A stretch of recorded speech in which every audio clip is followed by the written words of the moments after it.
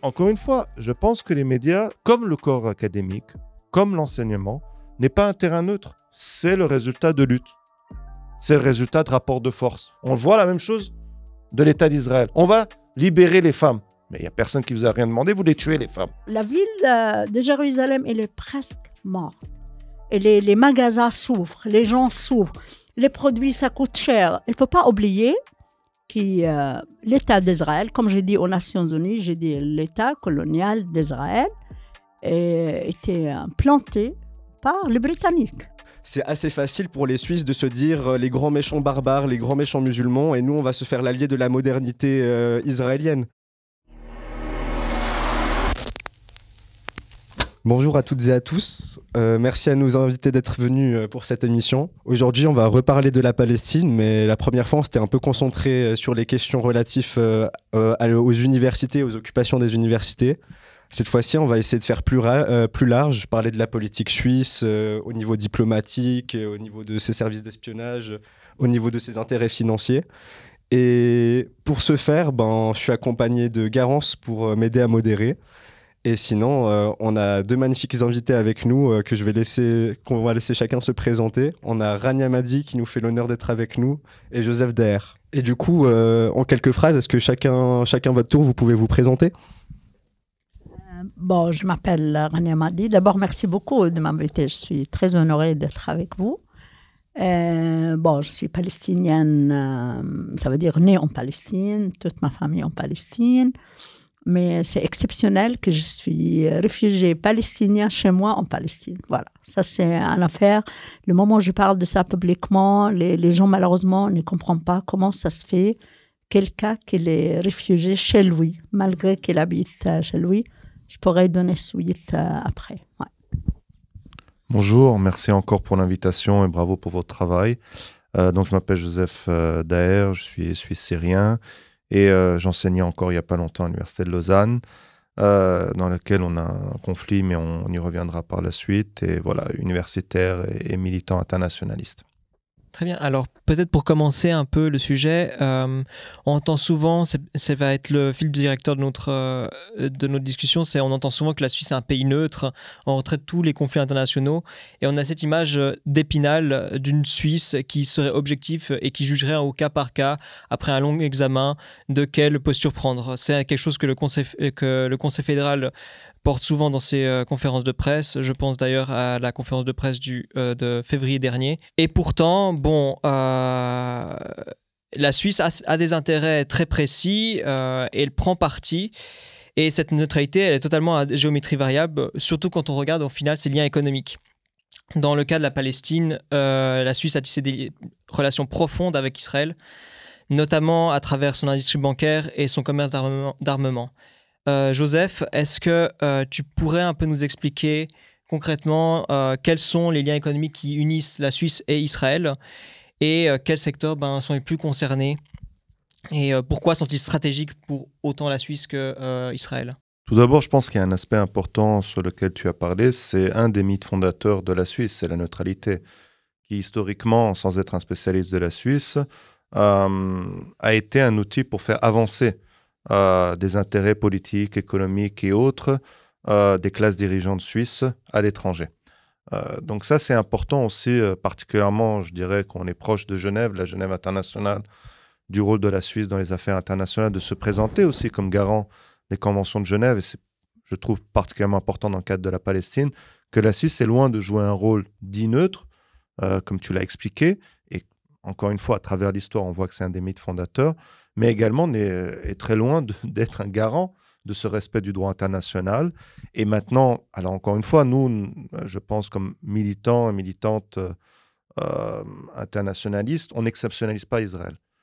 Notre critique, elle est contre toute violation des droits humains. Et c'est en continuation de cela qu'on porte notre critique à l'État d'Israël, qui a été caractérisé pas par Joseph, toi, moi ou Rania comme un État d'apartheid, raciste et colonial, mais pas des organisations de droits humains qui, je pense, ne peuvent pas être accusées de gauchisme ou autre. C'est basé sur le droit international, c'est des définitions particulières. Dans ce cadre-là, il faut dénoncer les relations que tu as mentionnées, économiques, politiques et militaires, avec cet État qui viole le droit international. On voit de même que, normalement, au niveau du droit suisse, des restrictions qui sont imposées, la Suisse ne devrait pas collaborer militairement avec cet État. Elle est donc déjà en violation avec un certain nombre de ses propres principes. De même, comme tu l'as dit, elle a développé, la Suisse, les classes dirigeantes suisses, tout un certain nombre d'accords économiques, mais également sécuritaires. Et là, bon, on ne va pas pouvoir s'extraire du milieu dans lequel on est à Lausanne. Il y a une université à côté qui s'appelle le PFL, qui multiplie des contrats dans cet esprit aussi néolibéral de privatisation, des partenariats publics-privés avec des entreprises israéliennes qui participent à la violation de droits humains. Donc, on voit à tous les niveaux, j'ai envie de dire, que la Suisse est très loin de son mythe fondateur, de ses propres principes et autres. Et donc, dans ce cadre-là, on peut voir aussi, je pense qu'on en reparlera plus tard, mais qu'il y a aussi, du fait de, particulièrement ces 2 dernières décennies, je dirais, la Suisse n'est pas isolée du contexte international, européen et états-unien, une extrême droitisation de nos sociétés. Et on voit donc le soutien aussi à l'État d'Israël qui a été renforcé par le fait qu'il représente un modèle à bien des égards pour le traitement sécuritaire des populations non blanches, palestiniennes dans ce cas, ou bien sur nier les questions des droits fondamentaux. L'UDC rêverait, et d'ailleurs il fait partie, un pilier essentiel du dit lobby pro-israélien en Suisse, rêverait de faire de manière similaire avec les populations non blanches, immigrées et autres. Donc c'est comme ça qu'on comprend aussi en partie ces relations. Il y a quand même aussi une évolution dans comment la Suisse voit sa neutralité. Savoir, historiquement, ça fait depuis 1812, etc., que la Suisse se revendique de la neutralité. Et d'ailleurs, c'est peut-être intéressant à rappeler qu'en premier lieu, pour répondre aussi à toute l'extrême droite suisse et à tous ces souverainistes, que la neutralité, c'est un peu le symbole de la souveraineté suisse. Il ne faut pas oublier que la neutralité, à la base, c'est quelque chose qui a été imposé historiquement par la Suisse. C'est l'Autriche, c'est les grandes puissances, c'est la France qui a imposé à la Suisse d'être cette zone tampon entre ces grandes puissances. Et aujourd'hui, on se retrouve avec un discours souverainiste qui nous ferait croire que la neutralité, c'est l'accomplissement même de l'autodétermination de la Suisse, alors que historiquement, c'est factuellement l'inverse. Mais par contre, il y a quand même quelques décennies en arrière, on pouvait observer que la Suisse prenait en compte, avait une vision de la neutralité un peu plus crédible que celle qu'elle a aujourd'hui. Dans la mesure où, par exemple, au Moyen-Orient, on sait par exemple qu'aujourd'hui, c'est toujours la Suisse qui fait le relais entre l'Iran et les États-Unis.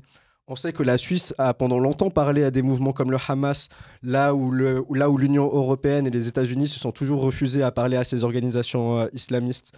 Donc, qu'est-ce qui explique aussi que la Suisse a changé cette vision de sa neutralité et qu'est-ce qui fait qu'elle se radicalise de plus en plus dans les positions similaires à celles de la droite et de l'extrême droite et à celles des États-Unis et de l'Union européenne? Alors, honnêtement, depuis la Suisse devenue membre aux Nations Unies, membre actif, pas observateur, 2000 ou 2001, moi, j'avais la peur. Ouais. On dirait que la Suisse neutre pourrait beaucoup plus aider, surtout lorsqu'il s'agit de conflits, pas seulement Palestine-Israël. Et là, toujours, je dis, il faut y aller vers la route cause. Ouais, ça veut dire le conflit dans la région. Il ne faut pas oublier que l'État d'Israël, comme j'ai dit aux Nations Unies, j'ai dit l'État colonial d'Israël était planté par les Britanniques. Alors voilà, on a fait venir un peuple, occuper un terrain, et voilà, c'était devenu un État reconnu par la communauté internationale. Ça, c'est quelque chose. C'est pour ça que je dis, Israël rassemble énormément à plusieurs pays européens coloniaux. Ça veut dire, voilà. C'est pour ça, il ne faut pas oublier, parce que les gens toujours me posent la question, pourquoi les pays européens soutiennent Israël? Je dis, mais évidemment, c'est le bébé de ces pays coloniaux. C'est absolument normal. La deuxième chose, parce que M. Daher, il a prononcé par rapport aux armes, etc. Moi, je me rappelle 2016, on a manifesté, on a fait plein d'activités, des actions contre l'achat de drones israéliens. Voilà. Et malheureusement, les drones étaient achetés. Voilà. Ça, c'est quelque chose. Évidemment. Et aujourd'hui, on voit que la Suisse regrette parce qu'en plus, on voit que ces drones, ils ne sont même pas capables de voler quand il fait -2. Donc, c'est même pas efficace sur le plan militaire et stratégique. Je suis d'accord, mais pour eux, c'est juste payer, aider financièrement de façon à une autre.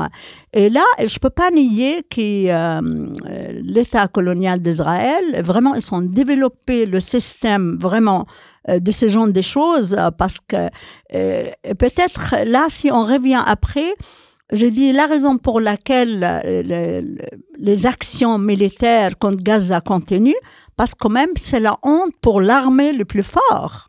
C'est pas seulement l'armée le plus fort dans la région, l'armée le plus aidée par les pays vraiment occidentaux.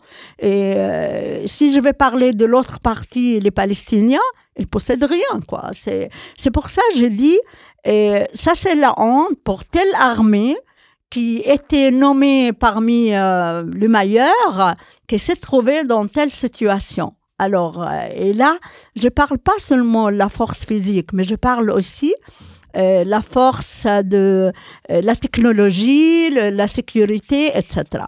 Alors, en fait, moi, je trouve, parce que les gens pensent depuis l'arrivée de Cassis, la situation est devenue comme ça, moi, je dis non. Peut-être parce que j'étais très liée, et j'ai suivi, ça veut dire soit proche, soit de loin. J'ai lu plein de documents et peut-être parce que je parle mieux l'allemand, ça aussi, ça m'a donné l'occasion de connaître certains documents. Et ça veut dire la collaboration, c'était pas commencé depuis Cassis. Cassis, il est allé vraiment plus vite, plus rapide, direct, sans avoir aucun souci. Mais en fait, il y avait des préparations pour que la Suisse arrive à ce niveau, malheureusement. J'espère que je n'ai pas été dans plusieurs directions, mais on va parler de ça après. Ouais.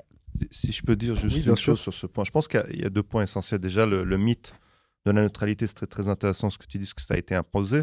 En tout cas, ça a été repris par les classes dirigeantes suisses pour justifier leur politique étrangère. Mais dans la réalité, la Suisse a toujours été profondément, disons, dans le cadre du capitalisme occidental, même durant le monde bipolaire, avait une politique très anticommuniste, que ce soit contre également ses propres citoyens et citoyennes, les affaires des fiches et autres, contre la gauche, et ne même que la neutralité était peu existante par rapport à l'Afrique du Sud d'apartheid. Donc, c'est vraiment, il faut le voir comme un mythe, je pense, national repris par ces classes dirigeantes et qui peut être mis en cause à tout moment, quel que soit par ailleurs, la position politique qu'on peut avoir sur l'agression qui, selon moi, est impérialiste de la Russie sur l'Ukraine. La Suisse a pris position.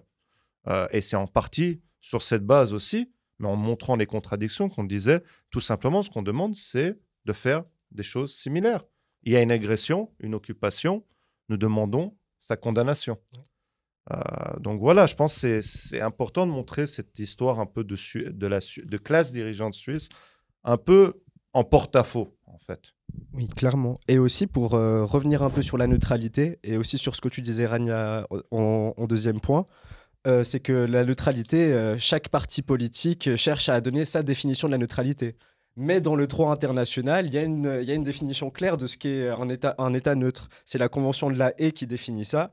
Et donc, les droits et les devoirs d'un État neutre, c'est s'abstenir de participer à la guerre, assurer sa propre défense et garantir l'égalité de traitement des belligérants pour l'exportation de matériel de guerre.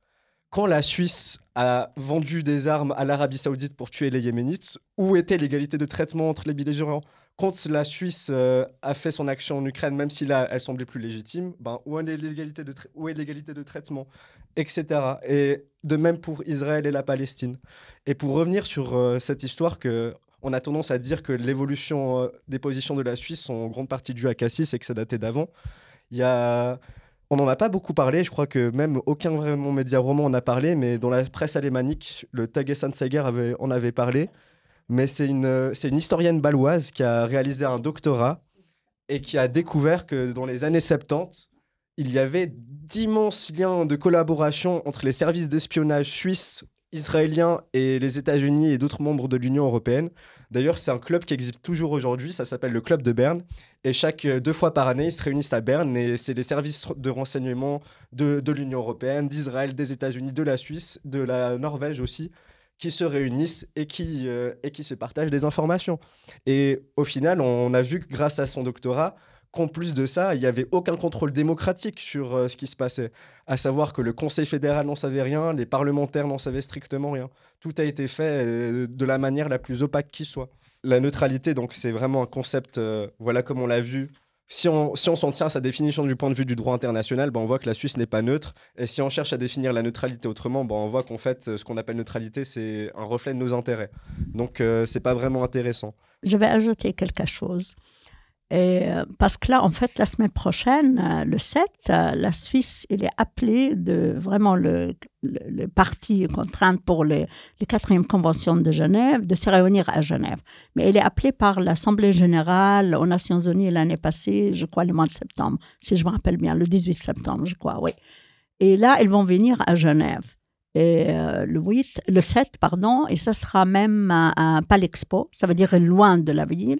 On ne peut pas manifester, on ne peut pas distribuer des flyers. Certainement, le lieu il sera vraiment contrôlé par le service de sécurité, même avant l'événement, etc. Et là, je dis, ils sont gardés comme la Suisse, parce que c'est l'État dépositaire.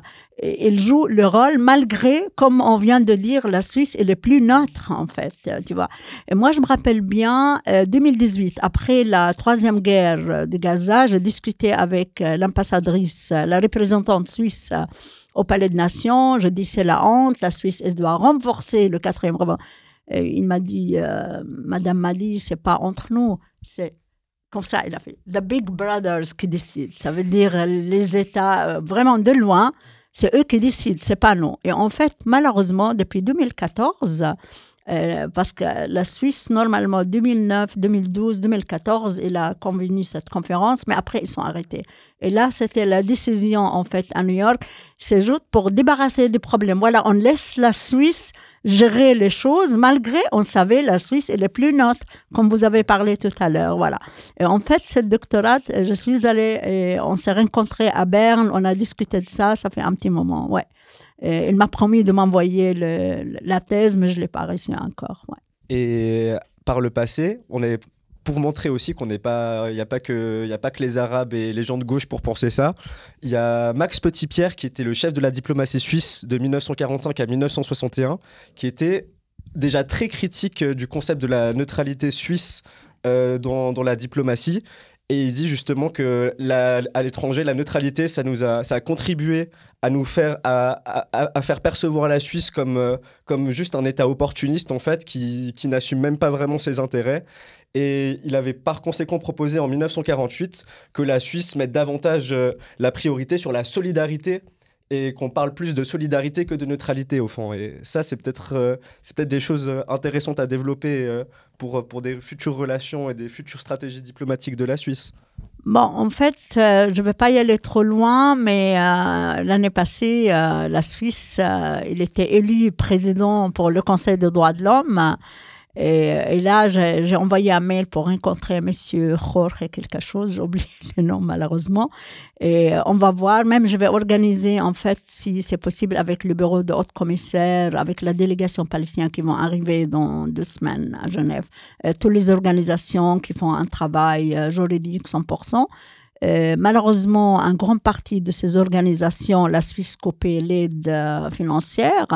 Et moi, je suis allée plusieurs fois à Berne, même une fois j'ai perdu le sang, je dis j'ai la honte d'être suissesse parce que moi j'ai tenu énormément au principe de la Suisse. C'est la raison pour laquelle je suis venue en Suisse. Moi, j'ai obtenu une bourse d'études en Angleterre, mais je dis non, un pays colonial, je ne peux pas travailler contre l'occupation, la colonisation et toujours je dois attaquer la Bretagne. Je préfère dans un État neutre. Voilà, vous voyez à quel point on voit les choses vraiment importantes pour nous. Moi, je sens tellement mal à l'aise qu'il y a 5 ans, un Suisse qui a écrit un livre parce qu'en fait, il a mis en cause Henri Dunant. Et nous, on tient énormément à Henri Dunant. Le fondateur de la Croix-Rouge, pour les gens qui savent pas. Exactement, voilà. Et que c'était le premier projet colonial mis par Henri Dunant. C'est Jacques Pousse, en fait, son livre « Le rôle des chrétiens pour la création des sionismes ». Et ça, c'est quelque chose, j'appelle les gens vraiment de lire ce livre parce qu'il est tellement intéressant. Et le 2e livre, il a fait par rapport vraiment à Henri Dunant, que même l'Université de Genève refusait de mettre le livre dans la bibliothèque. Voilà. Dans ce cas-là, d'un côté, on va garder certains symboles, mais qu'est-ce qu'on est en train de faire? Ça n'a rien à voir avec les principes que la Suisse vraiment tenus. Et comme tout à l'heure, tu as dit, même dans les années 70, mais quand même, les gens, pas tout le monde vraiment est allé très profond pour comprendre ça. Honnêtement, les gens jusqu'à maintenant parlent de la neutralité.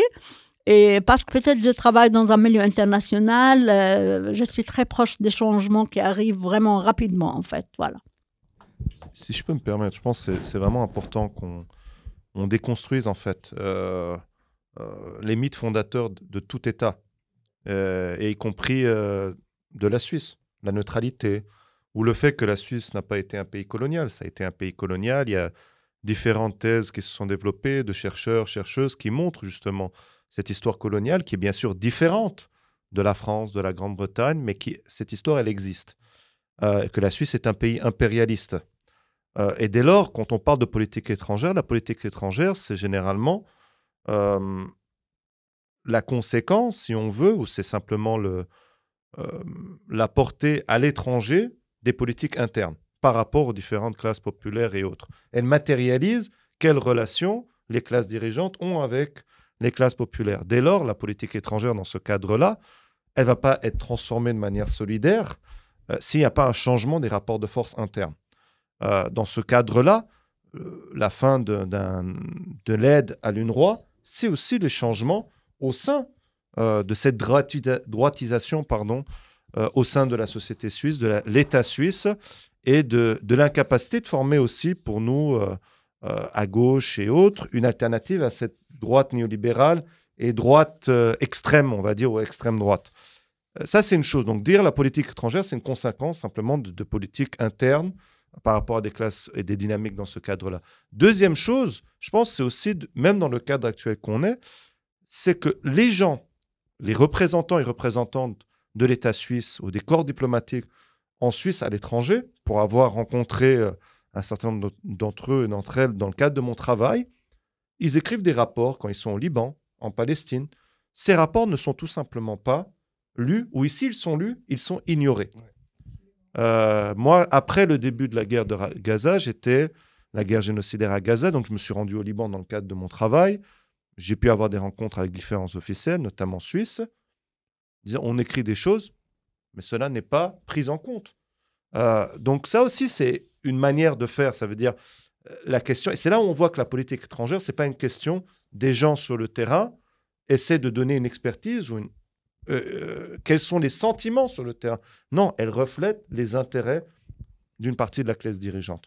Oui, et ça, c'est d'ailleurs quelque chose qui a été beaucoup étudié par l'historien suisse Hans-Ulrich Jost, qui est justement un spécialiste de la diplomatie suisse et qui a beaucoup creusé dans ses archives et qui est notamment aussi très critique de la neutralité. Pour appuyer aussi un peu ton propos, on a entendu parler par le biais de la RTS aussi que quand il y a eu cette discussion autour du Parlement pour suspendre les aides à l'UNRWA, la DFAE a fait circuler une note interne pour dire que, attention, la Suisse pourrait être poursuivie en justice par la CIJ si on coupe les aides de l'UNRWA alors que la CIJ a imposé des mesures conservatoires.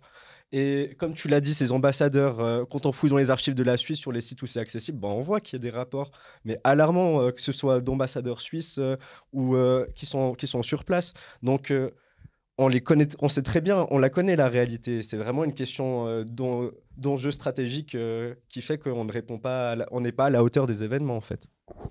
Alors, en fait, j'ai toujours, je ne sais pas, je dis il faut y aller vers la route cause.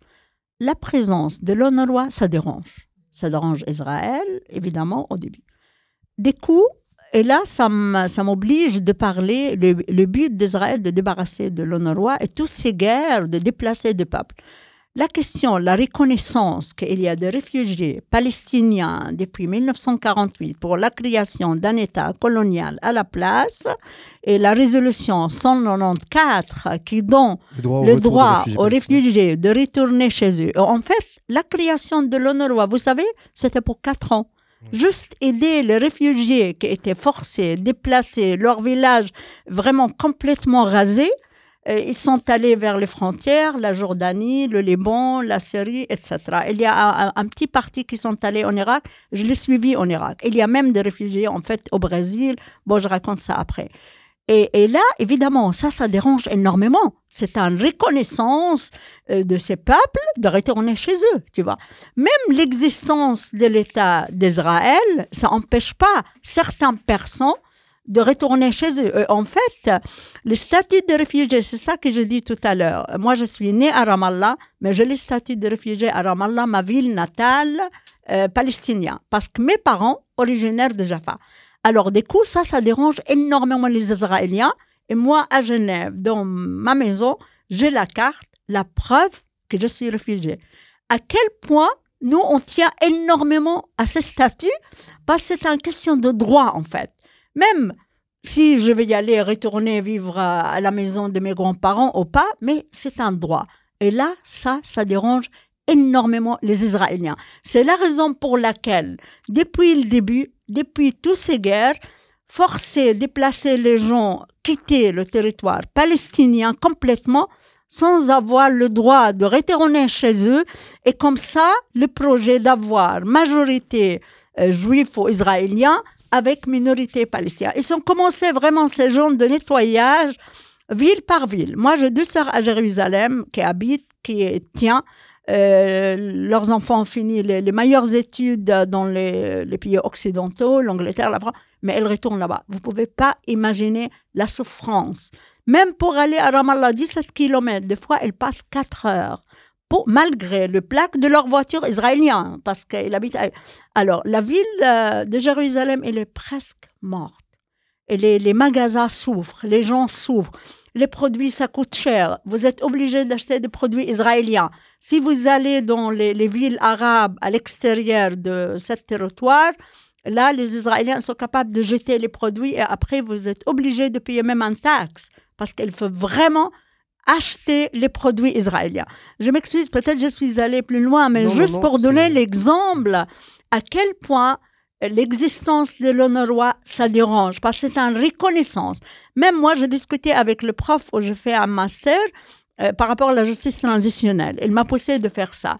Je dis, ça veut dire un jour, on peut mettre fin et on continue. Il m'a dit oui, parce que c'est le seul moyen pour faire la paix. Comme par exemple l'Algérie 1962 après l'accord d'Évian et d'autres exemples. OK. À l'époque, 2001, on a fait une conférence en Suisse, un seul État laïque et démocratique. Et c'était un pays arabe, l'Algérie, qui finançait la conférence. On a fait venir 50 Israéliens, 50 Palestiniens. Mais après, malheureusement, ça n'a donné aucun résultat. Et moi, j'aurais aimé ma fille tomber amoureuse avec notre voisin qui s'appelle Jacob ou Hanoch, on n'aime pas. Mais malheureusement, la réalité...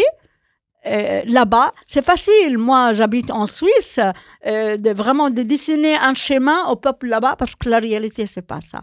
Et à la fin, ils ont commencé à construire le mur. Ils ont séparé les peuples. Comment ma fille, elle va vraiment avoir des liens avec l'autre? S'il y a un mur, séparer les peuples.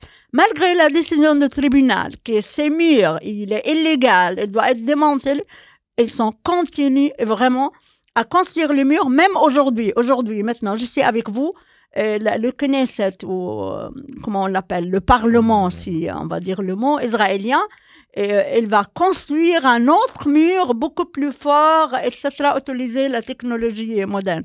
Je m'excuse, je parle trop, mais c'est juste pour dire, la question de l'UNRWA, c'est la honte, je trouve, que la Suisse, on est en train de faire le lobby pour 5 millions. C'est quoi 5 millions? C'est la honte. Et merci d'aborder le sujet. Et pour moi, ça me permet d'en venir à la question des lobbies. Et pour refaire un petit brevet historique du Parlement en Suisse et du lobby israélien en Suisse, déjà, tout d'abord, dire que c'est un des lobbies les plus actifs et les plus véhéments au niveau du Parlement suisse, à savoir qu'il y a les Amis pour la Palestine, il y a aussi d'autres lobbies pour d'autres pays, mais il y a aucun lobby n'assume d'autant défendre frontalement la ligne israélienne. Je veux dire, ils se définissent eux-mêmes comme les défenseurs de la ligne israélienne dans le Parlement suisse. Et ça, même pour des lobbies qui représentent d'autres pays, c'est bien les seuls à se réclamer de la sorte. Et en 2014, déjà, il y avait l'UDC von Stiebenthal-Erich qui avait demandé... qui interrogeait le Conseil fédéral si des investissements qu'on avait donnés à des civils palestiniens n'étaient pas rentrés dans les mains du Hamas. Il y avait Marco Chiesa en 2023, avant le 7 octobre, en début d'année, qui avait demandé à ce que la Suisse reçoivent les supports pédagogiques de l'UNRWA pour s'assurer qu'il n'y avait pas de propagande antisémite à l'intérieur. Et donc, en fait, on s'aperçoit qu'en fait, les parlementaires complices et soutiens de la cause israélienne, en fait, ça fait déjà des décennies qu'ils sont actifs au Parlement. Mais comment expliquer qu'après le 7 octobre, ça a été finalement leur ligne qui a triomphé, alors que jusqu'ici, tant bien que mal, le Parlement avait réussi à continuer de soutenir l'UNRWA et avait continué de maintenir les aides. Et on voit que maintenant, c'est plus possible, quoi. Ça a complètement viré. Vous me permettez, prof Joseph, parce que je suis très dans ces sujets. Voilà. Et en fait, j'ai commencé il y a 3 ans faire énormément de lobby, parce que moi, je fais le lobby à l'Union européenne. Tant que Madame Barbara Fontane m'a dit, c'est pas nous qui décident, c'est les politiciens, je dis, OK, je vais y aller vers l'Europe. Chaque mois, je suis à l'Union européenne, vraiment. Je prends congé de mon travail. Je sais quand les réunions, même des fois, je les suis à Strasbourg. Bref, par rapport à la Suisse, le moment où j'ai senti qu'ils sont en train, parce que le lobby zioniste est très fort, elle les laisse même parler. J'ai essayé plusieurs fois. Je fais venir des gens de Gaza, de gauche, ils sont communistes même. Je ne vais pas donner le nom, je n'ai pas le droit. Je l'ai amené avec moi à Berne. On a rien, mais ce n'est pas eux qui décident. L'équipe qui travaille pour Palestine-Israël, soi-disant, malheureusement, ce n'est pas eux qui décident. Il y a vraiment un niveau beaucoup plus haut. Et on laisse les autres zionistes qui parlent, ou les parlementaires qui sont pro-zionistes qui parlent, mais malheureusement, on ne laisse pas les autres haute voix de parler. Des coups. Ils sont coupés, la Suisse coupait les liens avec 5 organisations palestiniennes de gauche. Moi, je veux le dire, je les connais très bien, je connais les fondateurs. Même parmi ces organisations, Ad-Damir, qui est la seule organisation qui défend les prisonniers palestiniens. Et je crois, vous avez vu, médias, comment c'était la libération des prisonniers palestiniens. Moi, avant-hier, j'ai pleuré. 45 ans, quelqu'un qui a passé en prison. 45 ans. C'est comme Georges Brahim Abdallah en France. Est-ce que j'ose de critiquer Israël et la France, il a mis en prison encore quelqu'un qu'il a fini le mandat après 30 ans, et il dit oui, les Américains, ils ne donnent pas l'autorisation de libérer. Le plus vieux prisonnier politique de l'Union européenne. Comment ça se fait? Comment ça se fait? Moi, j'ai appris par cœur, ça veut dire la Déclaration universelle des droits de l'homme. J'ai la chance de rencontrer M. Essel. On a fait une conférence internationale en Afrique du Sud, etc. Vraiment, je n'ose pas de dire ça devant les étudiants. Je ne crois plus vraiment à tout ce qu'il est, ce système, vraiment, je dis, depuis la Deuxième Guerre mondiale, qui était vraiment établi, les Nations Unies, même mes amis aux Nations Unies, ils disent, le système, il est en train de vraiment, il est en décadence. Vous ne pouvez pas imaginer donc à même, quel point même au sein des institutions, les employés entre nous, dans les chambres privées ou dans les bars, ils disent, voilà, le système, il est en train, franchement, tu ne peux pas imaginer, ils sont en train de détruire le système. Et là, vous pouvez mettre un délai et vous pouvez voir ça. Ouais. Oui, bien sûr. Pardon. Non, tranquille. Mais non, il y a 2 dynamiques, je voudrais revenir dessus. Tout d'abord, c'est la tentative de démantèlement de l'UNRWA, qui ne date pas de hier. Ça a été très clairement dit, que ce soit par des dirigeants israéliens, mais aussi de plus en plus par des dirigeants occidentaux, y compris Cassis depuis 2018, dans le cadre que l'UNRWA, pour eux, à travers sa liquidation, c'est la liquidation du droit au retour, comme droit individuel et collectif. Une tentative, même si au niveau du droit, ce n'est pas possible. Le droit au retour est établi. Mais c'est une volonté de liquider la question du droit au retour. Mais et donc, dans ce cadre-là, c'est bien sûr une catastrophe humanitaire, mais surtout une volonté politique, de liquider le droit au retour. Deuxième chose, c'est que depuis 30-40 ans, il y a des attaques continues sur l'UNRWA, sur son curriculum, sur ce que les profs, les personnes qui travaillent à l'UNRWA peuvent faire. Il y a 30-40 ans, l'UNRWA, il faisait l'histoire nationale palestinienne, mais dans une perspective de résistance. Il y avait Yom el-Ord, la journée de la terre. Il y avait un vrai curriculum sur l'histoire de résistance palestinienne. Ça a été coupé à travers les années. Et c'est pour ça que vous avez même... Alors, bien sûr, notre rôle en Suisse, c'est de défendre l'aide qui doit être apportée à l'UNRWA. Mais vous avez des Palestiniens et Palestiniennes qui disent « Mais l'UNRWA, c'est un peu vidé aussi d'une partie de sa substance, son rôle de transmettre aussi une histoire de résistance palestinienne. » Et parce que, tout simplement, ils sont obligés. Toute personne qui développe un discours critique envers l'État d'Israël peut être soumise à un licenciement et autres. Et on a vu ça au Liban. Encore récemment, il y a eu des manifestations dans les camps de réfugiés palestiniens au Liban pour dénoncer le licenciement. Et très souvent, c'est des personnes qui à la fois sont des syndicalistes ou en tout cas organisent les travailleurs et travailleuses et qui ont un discours un peu plus résistant. Donc ces deux dynamiques, on voit que même la dépolitisation en partie de l'UNRWA n'est plus suffisante. Donc il y a une volonté de liquidation. Deuxième chose sur la question des lobbies. Les lobbies, certainement, ont un rôle dans la vie politique, les assurances pro-Israël et autres. Maintenant, il faut comprendre l'importance du lobby pro-Israël, pas comme c'est lui qui donne les ordres, mais comme il sert la politique étrangère de ses élites dirigeantes. Et pour moi, ça, c'est fondamental d'ailleurs aussi de voir comment, si on regarde la constitution de ces lobbies, vous regardez l'évolution des membres qui la constituent. Il y a 30, 40 ans, ce n'est pas l'UDC. C'est majoritairement l'UDC aujourd'hui. Qu'est-ce que ça dit de notre société ? Pourquoi l'UDC va soutenir ça alors qu'il est fondamentalement un parti antisémite ? Mais ce n'est pas l'unique cas. Trump est un antisémite, Bolsonaro est un antisémite, Orban est un antisémite, etc., etc., qui sont les plus grands soutiens de l'État d'Israël. Encore une fois, il faut prendre en considération les évolutions que nous vivons, l'extrême droitisation de nos sociétés et dans lequel Israël est un modèle politique. Il y a bien sûr le fait qu'Israël est un pilier de l'impérialisme occidental, particulièrement américain, dans cette région. On l'a déjà expliqué. Mais aussi cette évolution politique. Il y a 20 ans, Rania, tu me diras si j'ai tort, mais je crois que durant la deuxième intifada palestinienne, l'Union européenne a soumis un vote au Conseil européen pour peut-être suspendre à un moment donné les accords à cause de la violence. Aujourd'hui, c'est impossible. C'est impossible de faire cela. Bien que même s'ils avaient eu cette proposition, ça n'a jamais été en main. Mais aujourd'hui, et alors que la violence a décuplé. Aujourd'hui, la deuxième intifada nous semble peu de violence par rapport au génocide à Gaza. Et d'ailleurs, il faut dire que c'est la première fois depuis 20 ans que des chars israéliens sont de retour en Cisjordanie depuis la trêve et qui augmentent leurs attaques. Mais donc, les lobbies aussi servent de justification à la politique étrangère des élites dirigeantes occidentales. Parce que moi, ce que j'ai peur, c'est de dire ces lobbies excusent d'une certaine manière des élites dirigeantes. Non, elles servent à justifier leur politique étrangère, à donner les instruments pour permettre la continuation de collaboration économique, politique et militaire avec un État d'apartheid. Et c'est là où on voit le rôle crucial des lobbies. Donner ces outils, combattre toutes les personnes, tous les groupes qui pourraient constituer un discours alternatif. C'est le cas en Suisse, mais ailleurs également.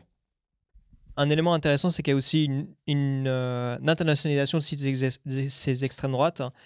On pense par exemple, il y a l'ancien président de campagne de Trump, Barry Bennett, qui a affirmé que la Suisse devrait avoir un rôle encore plus important de médiation au niveau de tous les conflits. Il pensait en tout cas entre l'Ukraine et la Russie, mais là, on pourrait aussi penser justement Palestine, Israël, surtout avec le nouveau projet de nettoyage ethnique avec ce truc de la Riviera que Trump a dit récemment. Pour moi, ce qui est intéressant, c'est aussi quel est le rôle de la Suisse qu'on a envie d'inscrire au milieu de toutes ces relations internationales en tant qu'en fait une médiatrice, mais qui est tout à fait déjà politisée et qui a déjà sa place. Bon, c'est une bonne question, mais je crois que c'est la génération qui vient, elle doit refuser tous ces changements vraiment politiques, juridiques, etc. C'est pour ça que je dis, moi je suis arrivée en Suisse, j'avais un certain âge, et je tenais énormément à ces principes. Même plein de paliers m'ont dit, vous êtes plus palestinien. Je dis non, moi je tiens, je fais mes études, j'étais bien accueillie, etc. J'ai appris plein de choses. Et je sens tellement mal à l'aise maintenant, la reconnaissance que malheureusement j'étais comme aveugle, tu vois. Je n'ai pas cherché vraiment d'y aller beaucoup plus profond, tu vois.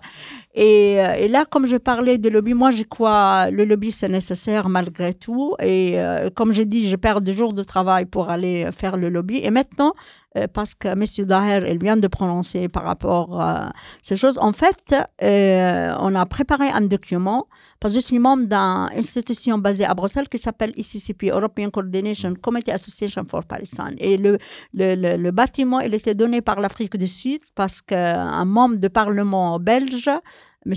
Pierre Gallon, il a travaillé énormément à l'époque. Et là, le moment où c'est fini le système d'apartheid, entre guillemets, parce que c'est pas fini, et là, ils sont donnés le bâtiment. Alors moi, qu'est-ce que je fais? J'avais les idées. Chaque pays européen, s'il y a un comité ou des gens qui travaillent pour le droit palestinien, on se rassemble chaque 2 mois à Bruxelles. Et on fait le lobby. Ça veut dire l'association basée à Suède, le lobby, le suédois ou les autres, parce que comment ils sont élus, les parlementaires. Alors, et c'est pour ça qu'ils sont vraiment 100% suédois. Ils s'appellent ni Rania, ni Mohamed, ni Ali. Vraiment, ouais. La Belgique, tous les pays européens, en fait, ouais. Et franchement, mon rôle, c'était pas de guider ces gens. Non, pas du tout. J'apprends avec eux leur constitution et les conventions signées par leur pays. C'est comme ça, le lobby. On doit baser sur quelque chose de juridique. Alors, par rapport au Norois, je reviens parce que c'est lié à le Norois. Moi, j'ai senti la peur énorme lorsqu'il y avait, si vous vous rappelez bien, Pierre Kiramboul, le directeur de le Norois, avant Lazarini, comment les Israéliens étaient acharnés contre lui. Même la télévision suisse romande, elle a fait vraiment un débat extraordinaire et finalement, il était innocenté. Ça veut dire toutes les accusations contre lui, Infondé. c'était fausse, mais malheureusement, moi, j'ai senti tellement mal à l'aise. La Suisse, elle n'a pas joué le rôle de vraiment de conforter M. Kiramboul, mais par contre, ça veut dire, ça va, il ne faut pas s'inquiéter, on va quand même renommer quelqu'un d'autre suisse, M. Lazarini à la place. Vous voyez comment, et là, j'ai senti la Suisse, malheureusement, il est en train de perdre énormément de choses, pas seulement les principes. Et pour moi, de défendre M. Kiramboul ou Lazarini, c'est pas parce qu'ils sont suisses et je suis suissesse. Non, pas du tout. Moi, je défends les principes. Même le Norois et aux autres aussi. Parce que les Palestiniens dans la région arabe, et peut-être M. Daher, ils savent, c'était parmi les plus éduqués. Le Norois jouait un rôle très important par rapport à ça, honnêtement. Et moi, je me rappelle bien, mon père, il a dit, je ne vous laisse pas ni maison ni terre, je vous donne l'éducation et c'est à vous de démarrer votre vie. Et c'est vrai, jusqu'à maintenant, le seul projet, la semaine passée, j'étais à Paris avec l'UNESCO, le seul projet que j'ai aidé à faire, c'est rééduquer et continuer l'éducation aux gens de Gaza, même online, comme on a fait pendant les Covid, les salaires payés pour les familles. Je peux parler après plus de ça, parce que franchement, la seule chose de donner l'espoir aux jeunes étudiants, parce qu'on a commencé par le Taouji, ça veut dire la dernière classe avant d'y aller à l'université. Et on a obtenu jusqu'à maintenant 17 bourses d'études dans plusieurs universités internationales, même Canada, il a donné 4, pour donner l'espoir aux étudiants. Ça veut dire, elle ne peut pas dire oui, mais de toute façon, on va mourir. Non. On doit faire les examens et après, on a la chance de partir. C'est vrai, l'année d'éducation est déjà commencée, mais on dit, c'est pas grave, l'année prochaine, vous inquiétez pas. C'est pour ça que j'ai dit, de débarrasser de l'honneur, c'est pas juste la question de la santé, mais la question d'éducation et la reconnaissance de droits, et c'est ça qu'il est vraiment, les Israéliens basés sur ça, vraiment débarrasser de ces droits. Voilà, comme il a dit M. Daher tout à l'heure. Ouais. Ça aussi, on l'a vu que la Suisse, par exemple, quand il y a eu des attaques d'Israël vis-à-vis de l'UNESCO, la Suisse avait aussi commencé à menacer l'UNESCO. Et comme quoi, c'est pas nouveau ce soutien indéfectible de la Suisse à Israël, même au niveau des institutions internationales. Et pourtant, ça n'empêche pas la Suisse de se faire critiquer maintenant par Israël parce qu'elle va organiser... vu qu'elle est dépositaire des conventions de Genève, elle va organiser la prochaine réunion demandée par l'Assemblée générale des Nations Unies. Donc on voit bien que la Suisse, des fois, elle essaye de faire ce jeu de soutien à Israël, mais derrière, même stratégiquement, Israël lui donne rien en retour sur le plan international. Et au-delà de la question des lobbies aussi, ce que je me demande, c'est quelle est la part de la responsabilité du système médiatique suisse aussi dans cette histoire, dans la mesure où, certes, il y a le Parlement, il y a les politiciens, mais il y a aussi tous les médias et l'accès à l'information. Et on voit aujourd'hui qu'il y a peut-être un peu plus d'amélioration que quand c'était au 7 octobre. Mais quand on voit les médias suisses, même encore aujourd'hui, on se dit qu'il y a quelque chose qui ne va pas. Il y a un problème dans les institutions démocratiques et dans ce quatrième pouvoir qui est censé être le contre-pouvoir que sont les médias et qui sont en fait juste une machine à récupérer les communiqués de presse du gouvernement sans avoir de discours critique par rapport à ce que disent nos dirigeants. Vous savez, jusqu'à aujourd'hui, j'ai 69 interviews, soit télé, soit radio, soit le média. Et depuis le 7 octobre, le 8, la télévision suisse romande a pris contact avec moi pour être au plateau. Je refusais parce que c'était avec le représentant de la communauté israélite. Je dis, je ne représente pas la communauté palestinienne. Pour quelle raison? Finalement, ils m'ont demandé si j'accepte qu'elle vienne chez moi filmer. J'ai accepté. Pourquoi pas? Tant que je ne suis pas au plateau avec ces personnes. La première question. Madame, vous pouvez commencer à présenter la condoléance aux familles israéliennes, parce que c'était encore, il n'y a aucun Palestinien qui était... et je dis, mais c'est bizarre, il y avait la guerre 2008, 2012, 2014, 2018, 2021, des milliers qui étaient partis. Vous n'avez jamais invité un Israélien pour présenter la condoléance aux familles des Palestiniens, des civils, des enfants, etc. Juste pour dire, évidemment, le lendemain, c'était le 8 dimanche, lundi, je fais l'abonnement à tous les journaux suisses. Et maintenant, n'importe quel moment, vous voulez à Genève, j'ai les archives. J'ai engagé une fille de couper les articles juste pour voir les changements. Ça m'a coûté énormément d'argent, mais je dis, ça c'est important pour après. Parce qu'après, on va travailler sur ça, pas tout de suite. D'accord? Oui.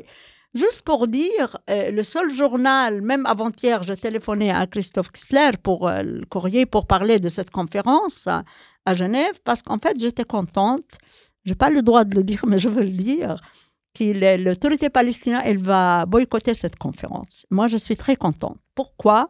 Parce que j'ai envoyé le document préparé par Berne. Si vous voyez le document, on dirait les problèmes commencés entre Israël et la Palestine depuis 7 octobre. Ils sont complètement niés tout ce qui s'est passé avant. Ils sont niés aussi la décision du Cour pénal international qui l'occupation, c'est illégal. Tous ces colons basés sur le territoire occupé palestinien, c'est illégal. Même les produits qui arrivent dans les marchés suisses de territoire occupé palestinien, c'est illégal. Moi, le lobby, au début, je commençais à lobbyer contre les produits qui viennent des territoires occupés palestiniens volés par les Israéliens. En ce moment, beaucoup de dates en Suisse qui pas viennent seulement des les dates toujours, mais je dis, il y a plein de produits. Vous savez maintenant comment ils ont commencé à faire? Les produits passent soit par la Turquie, on change l'emballage et on met le drapeau palestinien fabriqué en Palestine, soit par United Arab Emirates. Voilà. Vous voyez, il y a plusieurs moyens que les produits arrivent dans les marchés européens, mais on change même le code barre. On change le code barre, oui. Alors, vous voyez, ça devient tellement compliqué pour nous qui croient au droit du peuple et en même temps, pour défendre un droit, de suivre les choses. Vous voyez, on doit, je ne sais pas, engager des gens juste de faire ce genre de travail. Ça devient très compliqué. Il y a quelque chose d'intéressant, Karaniam, ça m'a tout de suite tilté. Au début de ton intervention, si je me trompe pas, tu as dit qu'ils ont voulu t'inviter avec un représentant de la communauté israélite, pas un Israélien. Bon, déjà, le cadrage est problématique. Pourquoi allons-nous inviter une personne de confession juive pour s'exprimer directement comme représentant de cette communauté sur la question israélo-palestinienne? Nous, on ne parle pas de questions religieuses. Oui. Est-ce qu'on va inviter représentant de la communauté musulmane pour parler des problèmes en Arabie Saoudite? C'est comme l'UNIL qui avait tenté d'organiser, pendant l'occupation, l'UNIL pour essayer de dire qu'elle faisait quelque chose, etc. Elle a essayé d'organiser des débats. Et à ce moment-là, c'était Yael Ernenfreud et un islamologue, il me semble. Et du coup, c'était un spécialiste du judaïsme et de l'islam qu'ils ont fait venir pour parler d'Israël-Palestine. Mais... Donc, le cadre... Bon, là, le problème, c'est qu'ils n'ont simplement pas d'expertise scientifique sur la question palestinienne. Le problème, là, c'est un cadrage qui est, en premier lieu, une égalisation, ce que nous, on refuse, entre juifs et israéliens. C'est ça, un problème premier. Deuxième chose, il y aurait une homogénéité entre la position des personnes issues de la communauté juive et Israël. Parce que de facto, quand on le présente comme ça, C'est cela, ce qui n'est pas du tout le cas. Il y a une diversité, comme dans toutes les personnes de toute confession. Donc déjà, il y a un cadrage qui s'est répété depuis le 7 octobre, de comment on présente les choses. C'est devenu presque maintenant aussi un slogan. L'histoire n'a pas commencé le 7 octobre. Donc c'est devenu un slogan. C'est de dire tout simplement, quel que soit notre avis qu'on a sur les événements du 7 octobre, c'est de dire, ces événements viennent de quelque part. Et d'ailleurs, encore une fois, il y a des personnalités plus que recommandables que moi, du type secrétaire général des Nations Unies, Guterres, qui a dit « Je condamne les événements du 7 octobre ». Mais ce n'est pas sorti de nulle part. Donc même des représentants des Nations Unies haut placés disent tout simplement, on passe un contexte politique. De dire d'où vient cette histoire. Et simplement de poser cette histoire, on faisait l'objet d'accusations de type antisémite, comme quoi on n'est pas humain, on n'est pas humaniste et autres. Donc c'est là le problème de cadrage des médias. Mais les médias, aujourd'hui, il y a plusieurs problèmes. Il y a bien sûr la question palestinienne, la manière dont les choses, l'historicité de la question palestinienne est faite. Mais les médias, de plus en plus, représentent des intérêts de classe dirigeante. Ça fait partie aussi des privatisations. Et malheureusement... qui achètent de plus en plus de médias, c'est de plus en plus centralisé comme en France. 24 heures, exactement, tout ça, c'est les mêmes articles qui sortent. C'est ça, il y en a un dans Tribune de Genève, c'est aussi dans Le Matin, en fait. Exactement.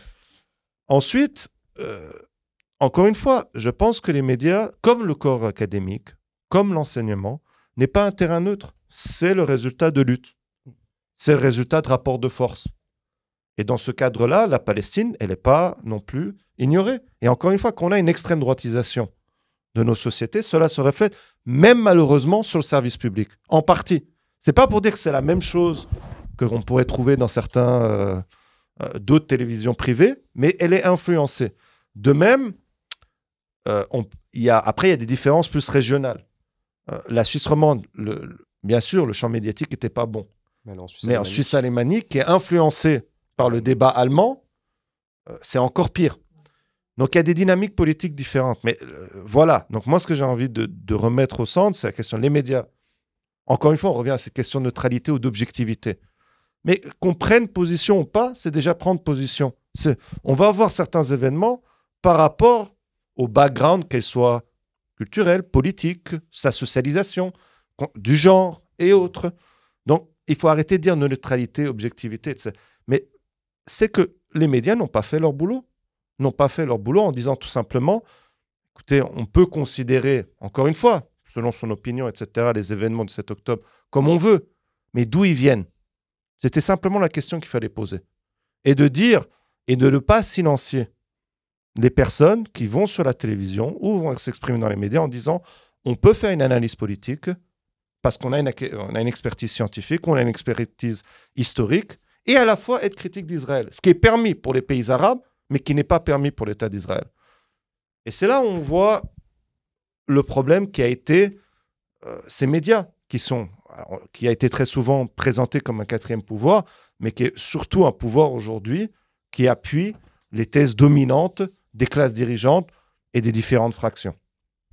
Pour confirmer, la semaine passée, mardi passé, dans la Tribune, pour la première fois, vraiment première page, un petit article, 6 enfants nouveau-nés morts gelés. C'est la première fois que je vois ce genre de trucs comme ça, de cette façon. Normalement morts, voilà, ces enfants nés, morts, voilà, morts pour quelle raison? Là, c'était le froid, c'était pas Israël. Alors, voilà, exactement. Et là, je suis allée à la Tribune de Genève. J'ai rencontré Laurence Mizaguet.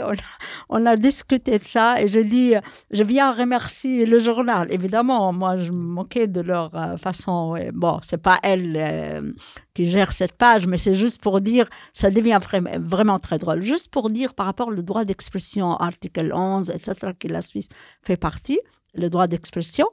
Mais en fait, le 25, le jour où j'avais le débat avec Rima Hassan, même 1 heure avant, ils m'ont appelé de Zurich. D'accord? Ils m'ont dit, écoute, on a invité un Palestinien pour donner une conférence. La police, vraiment, il a la nationalité américaine. La police, elle l'a arrêté 2 heures. Après, il était libéré. Nous sommes allés manger rapidement avant la conférence et la police envahit la salle où il y avait la conférence. Ils l'ont menotté et ils l'ont amené de force, en fait, à la poste de la police. Et tout de suite, moi, j'ai téléphoné à quelqu'un de l'autorité ici. Il a téléphoné à Berne et l'on dit, malheureusement, c'est le bureau de migration qui s'occupe de ça. Dans ce cas-là, il doit rester vendredi, samedi, dimanche. Parce qu'il ne travaille que lundi. Prisonnier, voilà. Pourquoi je donne cet exemple? À part, il y a des choses qui s'est passées à Fribourg. Je suis invitée même, il y a Cassis qui est refusé. Pas avec moi, mais ça veut dire qu'il a refusé d'être invité par l'université. Il a mandaté quelqu'un d'autre à sa place. Et ça va... Bon, ils m'ont demandé quelle date le mieux. Bon, bref, juste pour dire, pour pas y aller trop loin, c'est vraiment silencier n'importe quelle voix parle, pas au nom des Palestiniens, parle de droit. Voilà, c'est ça la question. Alors, tout ce qui s'est passé avec M. Daher à l'université et d'autres gens à l'université de Genève, parce que moi, j'ai l'agenda qui était vraiment fait par les étudiants. Même, j'étais invitée, je donnais une conférence avec un prof. On a parlé énormément de ça. Et c'est vrai, ils m'ont posé la question, pourquoi je n'ai pas peur? Je dis, moi, je parle de droit. Ce n'est pas moi qui écris le droit international, ni les droits de l'homme, ni les droits humanitaires. Ça, c'est le pays occidental. Moi, j'ai appris ça par cœur parce que j'interviens dans un milieu international. Du coup, je reviens à ça, c'est silencer n'importe quelle voix parle au nom de droit du peuple, n'importe quel peuple. Maintenant, la Palestine, pourquoi les problèmes, tout ce qui s'est passé au Rwanda entre les Hutsis et les Tutsis? Quand on a appris la fin, le moment où c'est fini, les massacres et des milliers qui... Voilà. Je ne vais pas vous donner d'autres exemples, la Bosnie, la guerre en Yougoslavie et les autres. Le moment où c'est fini, vraiment, les massacres, et après, évidemment, la communauté internationale intervient, soit par prendre les réfugiés, soit par un autre moyen pour aider les gens. Ouais, pour rajouter encore un peu plus... de gravité dans l'affaire du journaliste américano-palestinien qui a été arrêté en Suisse, ce qu'il faut savoir, c'est que c'est l'exécutif zurichois, c'est le département exécutif qui a mis en place pour l'arrêter. Donc c'est même une violation de l'état de droit, du principe de séparation des pouvoirs. Un ex-socialiste. Exactement. Oui. Un ex-socialiste qui plus est. Bon, ça choque personne. Mais ça, c'est vraiment la preuve qu'ils sont prêts même à aller contre leur propre constitution. Donc le droit international, si leur propre constitution, ça va à l'encontre, ben voilà quoi. Et pour venir sur la répression, du coup, puisqu'on en parle, est-ce que toi, Daher, tu pourrais un peu plus nous parler spécifiquement de ton cas et de ce qui t'arrive en ce moment? Parce que voilà, c'est la préoccupation de pas mal de gens en ce moment. D'accord, on peut m'appeler Joseph, tout le monde, on se connaît. Non, plus sérieusement, tout d'abord, dire que, et j'insiste à chaque fois là-dessus, c'est que ce qui m'arrive n'est pas malheureusement un cas personnel simplement.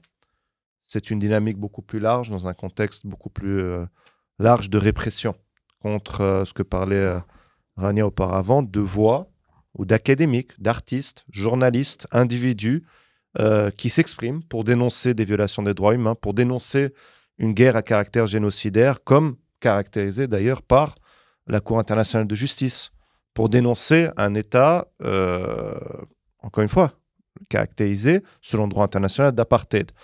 Et donc, mon cas s'ajoute à plein d'autres. Et sans oublier la répression sur les étudiants et étudiantes, que ce soit à l'Université de Lausanne, dans d'autres universités, ce qui est en train de se passer aux États-Unis, où maintenant, même il y a des menaces d'expulsion d'étudiants et étudiantes qui auraient pris position ou qui auraient été en solidarité avec la Palestine. Encore dernièrement, il y avait à Sciences Po Paris 3 étudiants, je crois, qui ont été virés, si je ne me trompe pas, de l'université, etc. Des interdictions de conférences. Moi, j'ai subi une interdiction de conférence à Montpellier, mais plein d'autres, au nom de la dite sécurité. On parle peut-être d'un cas prochainement à l'Université de Lausanne aussi, avec Andreas Malm. Mais combien de fois Rima Hassan, qui a été diabolisée, diffamée dans la presse, a interdiction de conférence. Donc on voit qu'il y a une violation des droits démocratiques dans ce qu'on parlait plus généralement dans une forme d'autoritarisme rampant. Et encore une fois, ce n'est pas dire qu'on vit dans des pays autoritaires, mais c'est dire que des dynamiques autoritaires sont de plus en plus présentes. La rapporteuse spéciale des Nations Unies sur le droit à l'expression, elle a condamné publiquement la Suisse pour l'arrestation du journaliste palestinien, et même Francesca Albanese, la rapporteuse sur les territoires occupés. Tout à fait. Donc ces dynamiques d'autoritarisme sont présentes, de répression, des voix critiques. Et donc moi, je suis un cas qui s'ajoute à d'autres. Et c'est pour ça que je pense que la campagne qu'on essaie de mener à l'intérieur de l'université ou à l'extérieur est importante, encore une fois, pas simplement pour mon cas, bien sûr c'est moi qui ai touché, mais plus largement pour la défense des droits démocratiques, la liberté académique, la liberté d'expression, parce qu'aujourd'hui c'est moi, demain c'est peut-être un autre collègue. Et aussi, si ça passe tranquille, demain on peut réprimer encore plus sérieusement les étudiants et les étudiantes.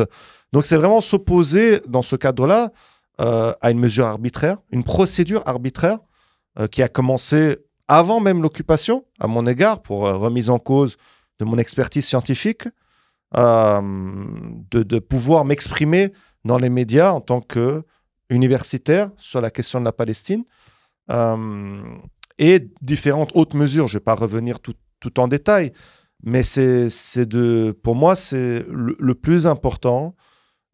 C'est bien sûr d'affirmer notre solidarité avec la Palestine, qui reste une cause internationaliste très importante, pas simplement pour moi, pour de larges secteurs de la société. Et s'il y a une chose, je dirais, positive après le 7 octobre, c'est la montée de la conscientisation sur la question palestinienne à travers le monde. Mais au-delà de dire que c'est une cause internationale absolument nécessaire à soutenir, aujourd'hui, la Palestine, c'est une boussole politique pour la défense de nos droits démocratiques dans nos sociétés. Parce qu'à travers la Palestine, on attaque généralement les droits démocratiques dans nos sociétés. Donc là, on voit qu'on a des intérêts communs. Et encore une fois, ce n'est pas dire qu'on vit ce que les Palestiniens vivent. Personne ne vit un génocide actuellement de la même manière. Mais c'est de dire que quand eux, ils ont des victoires, ce sera des victoires pour nous. Et la même chose pour nous. Quand nous, on aura des victoires pour permettre la solidarité de s'exprimer plus largement. De même qu'on voit quand il y a des groupes politiques qui portent la voix de la Palestine, ou en tout cas qui affirment leur solidarité, ils sont attaqués de manière systématique. Des pôles alternatifs. Jeremy Corbyn en Angleterre, le Nouveau Front Populaire en France, la France Insoumise, etc. Mais ce qui est encore plus grave, selon moi, dans ton cas, c'est qu'encore les politiques, on pourrait dire, voilà, politiciens, la guerre des mots. Mais toi, c'est quand on te nie ton objectif, le fait que tu sois un chercheur du Moyen-Orient, que tu as un savoir académique sur le Moyen-Orient, et on fait passer ça pour du militantisme.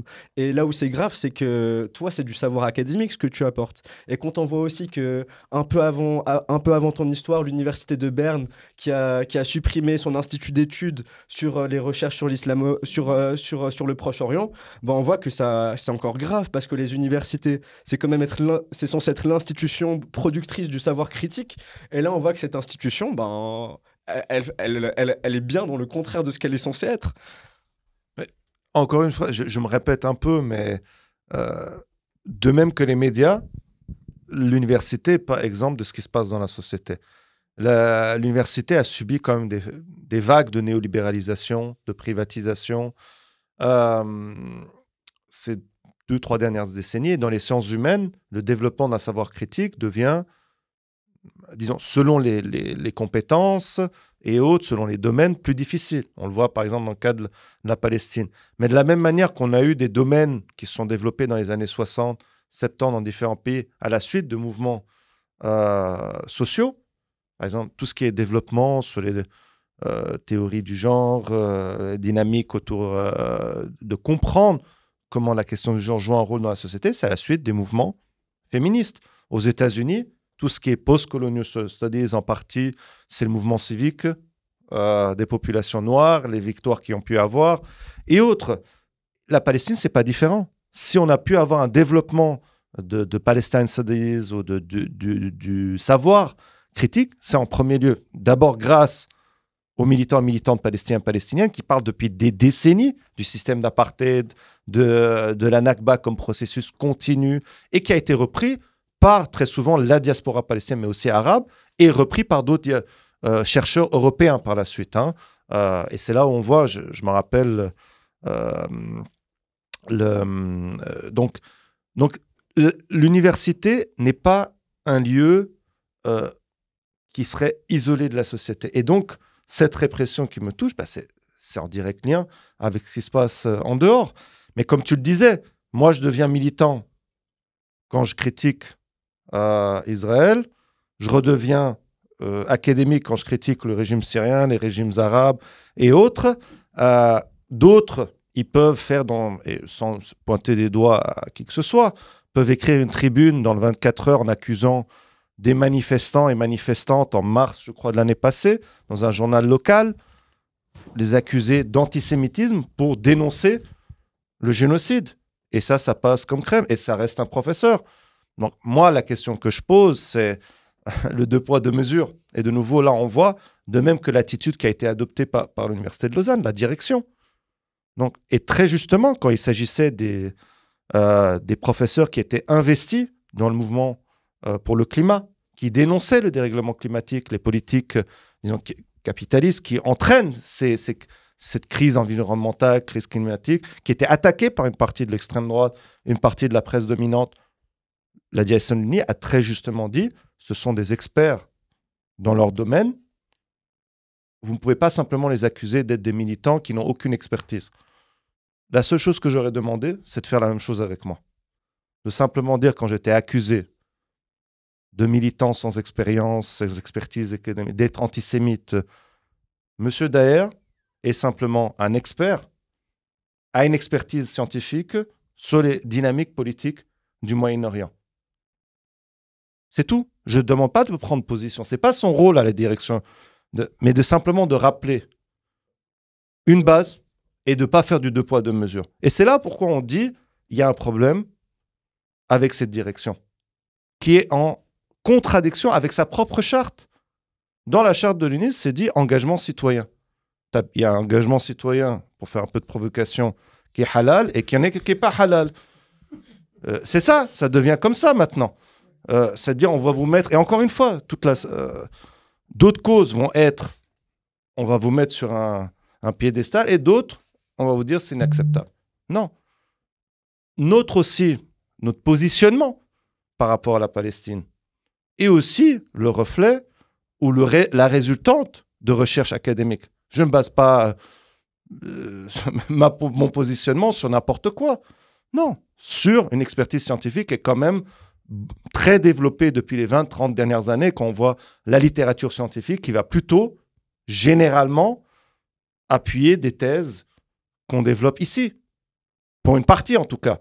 De même que des organisations de droits humains. On revient encore. Mais le fait que des organisations israéliennes de droits humains, B'Tselem, Amnesty International, Human Rights Watch, et ils ont pris des années pour développer ces rapports. Et encore une fois, c'est un discours qui a été développé par les militants et militantes palestiniennes depuis des décennies.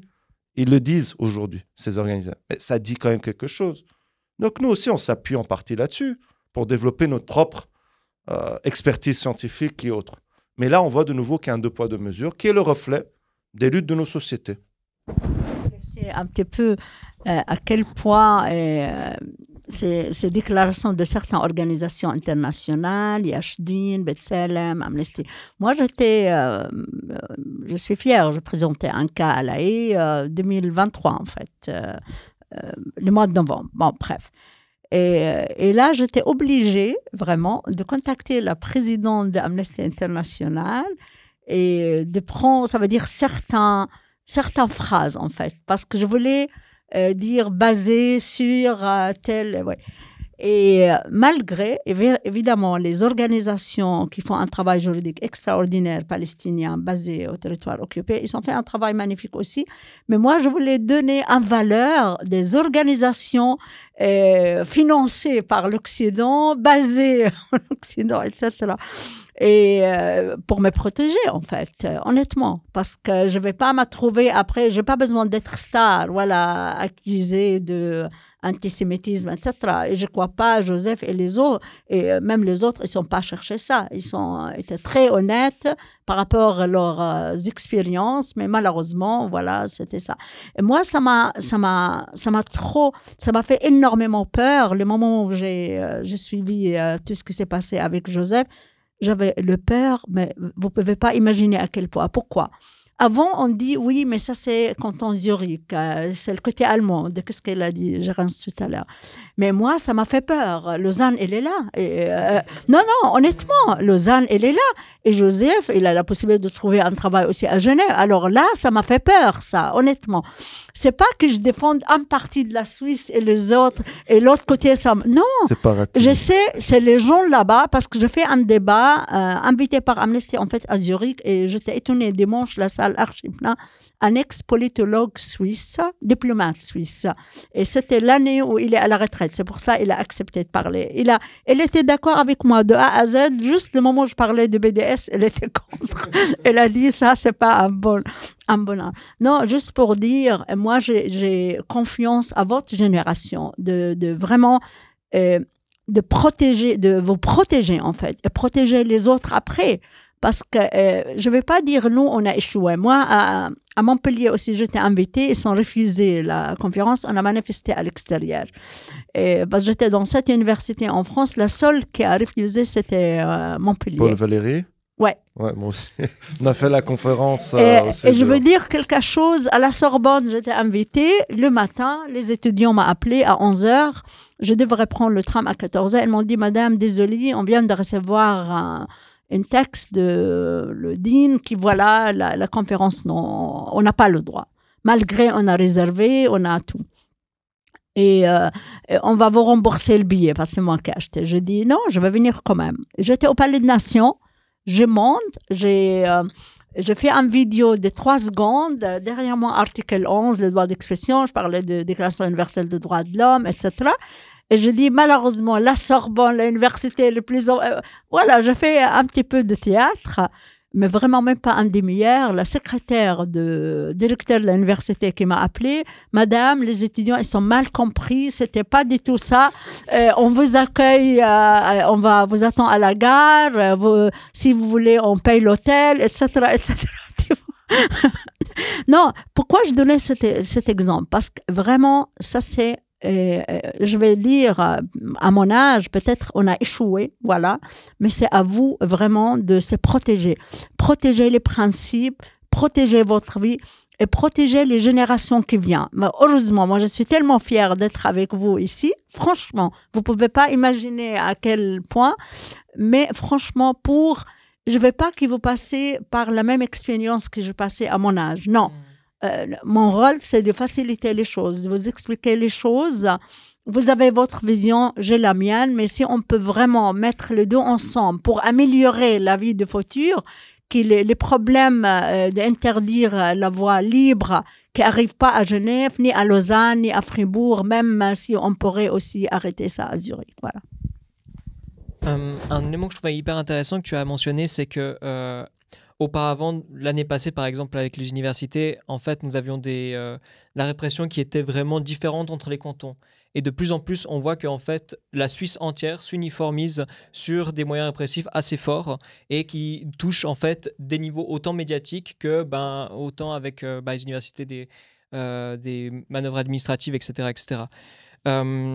Et un autre élément, je pense, qui est assez important de mentionner, c'est que il y a quand même une montée de plus en plus de l'islamophobie au sein de la Suisse et qui devient de plus en plus vers l'attaque. S'il a été un peu, on va dire, comment on dit, en retrait, là maintenant ça commence vraiment à devenir quelque chose que les gens clament haut et fort, oui je suis islamophobe. Et peut-être je voudrais bien qu'on parle un peu de ça sur qu'est-ce que ça... pourquoi est-ce qu'aujourd'hui il y a ce côté-là plus important qui arrive et comment est-ce que... c'est utilisé aussi par les partis de droite, mais en fait à peu près tous les partis de Suisse, pour maintenir aussi une répression plus accrue envers les mouvements pro-palestiniens.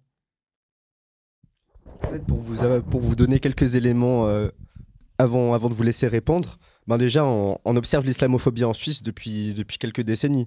Déjà avec l'initiative contre les minarets, bientôt le fait qu'au Parlement s'est passé qu'on va bientôt devoir voter sur le fait de porter le voile ou non à l'école. Donc on est dans un contexte d'islamophobie au niveau des lois. Encore récemment, une étude qui est sortie qui montre que 35% des musulmans ils sont discriminés à l'emploi, dans la recherche du logement. Sans parler aussi des actes de violence qu'il y a pu avoir, par exemple le carré musulman du cimetière de Lausanne en 2017 qui a été profané par des militants d'extrême droite ou que sais-je. Et donc on voit que l'islamophobie, elle existe, elle est bien prégnante et elle impacte le vécu des musulmanes et des musulmans en Suisse.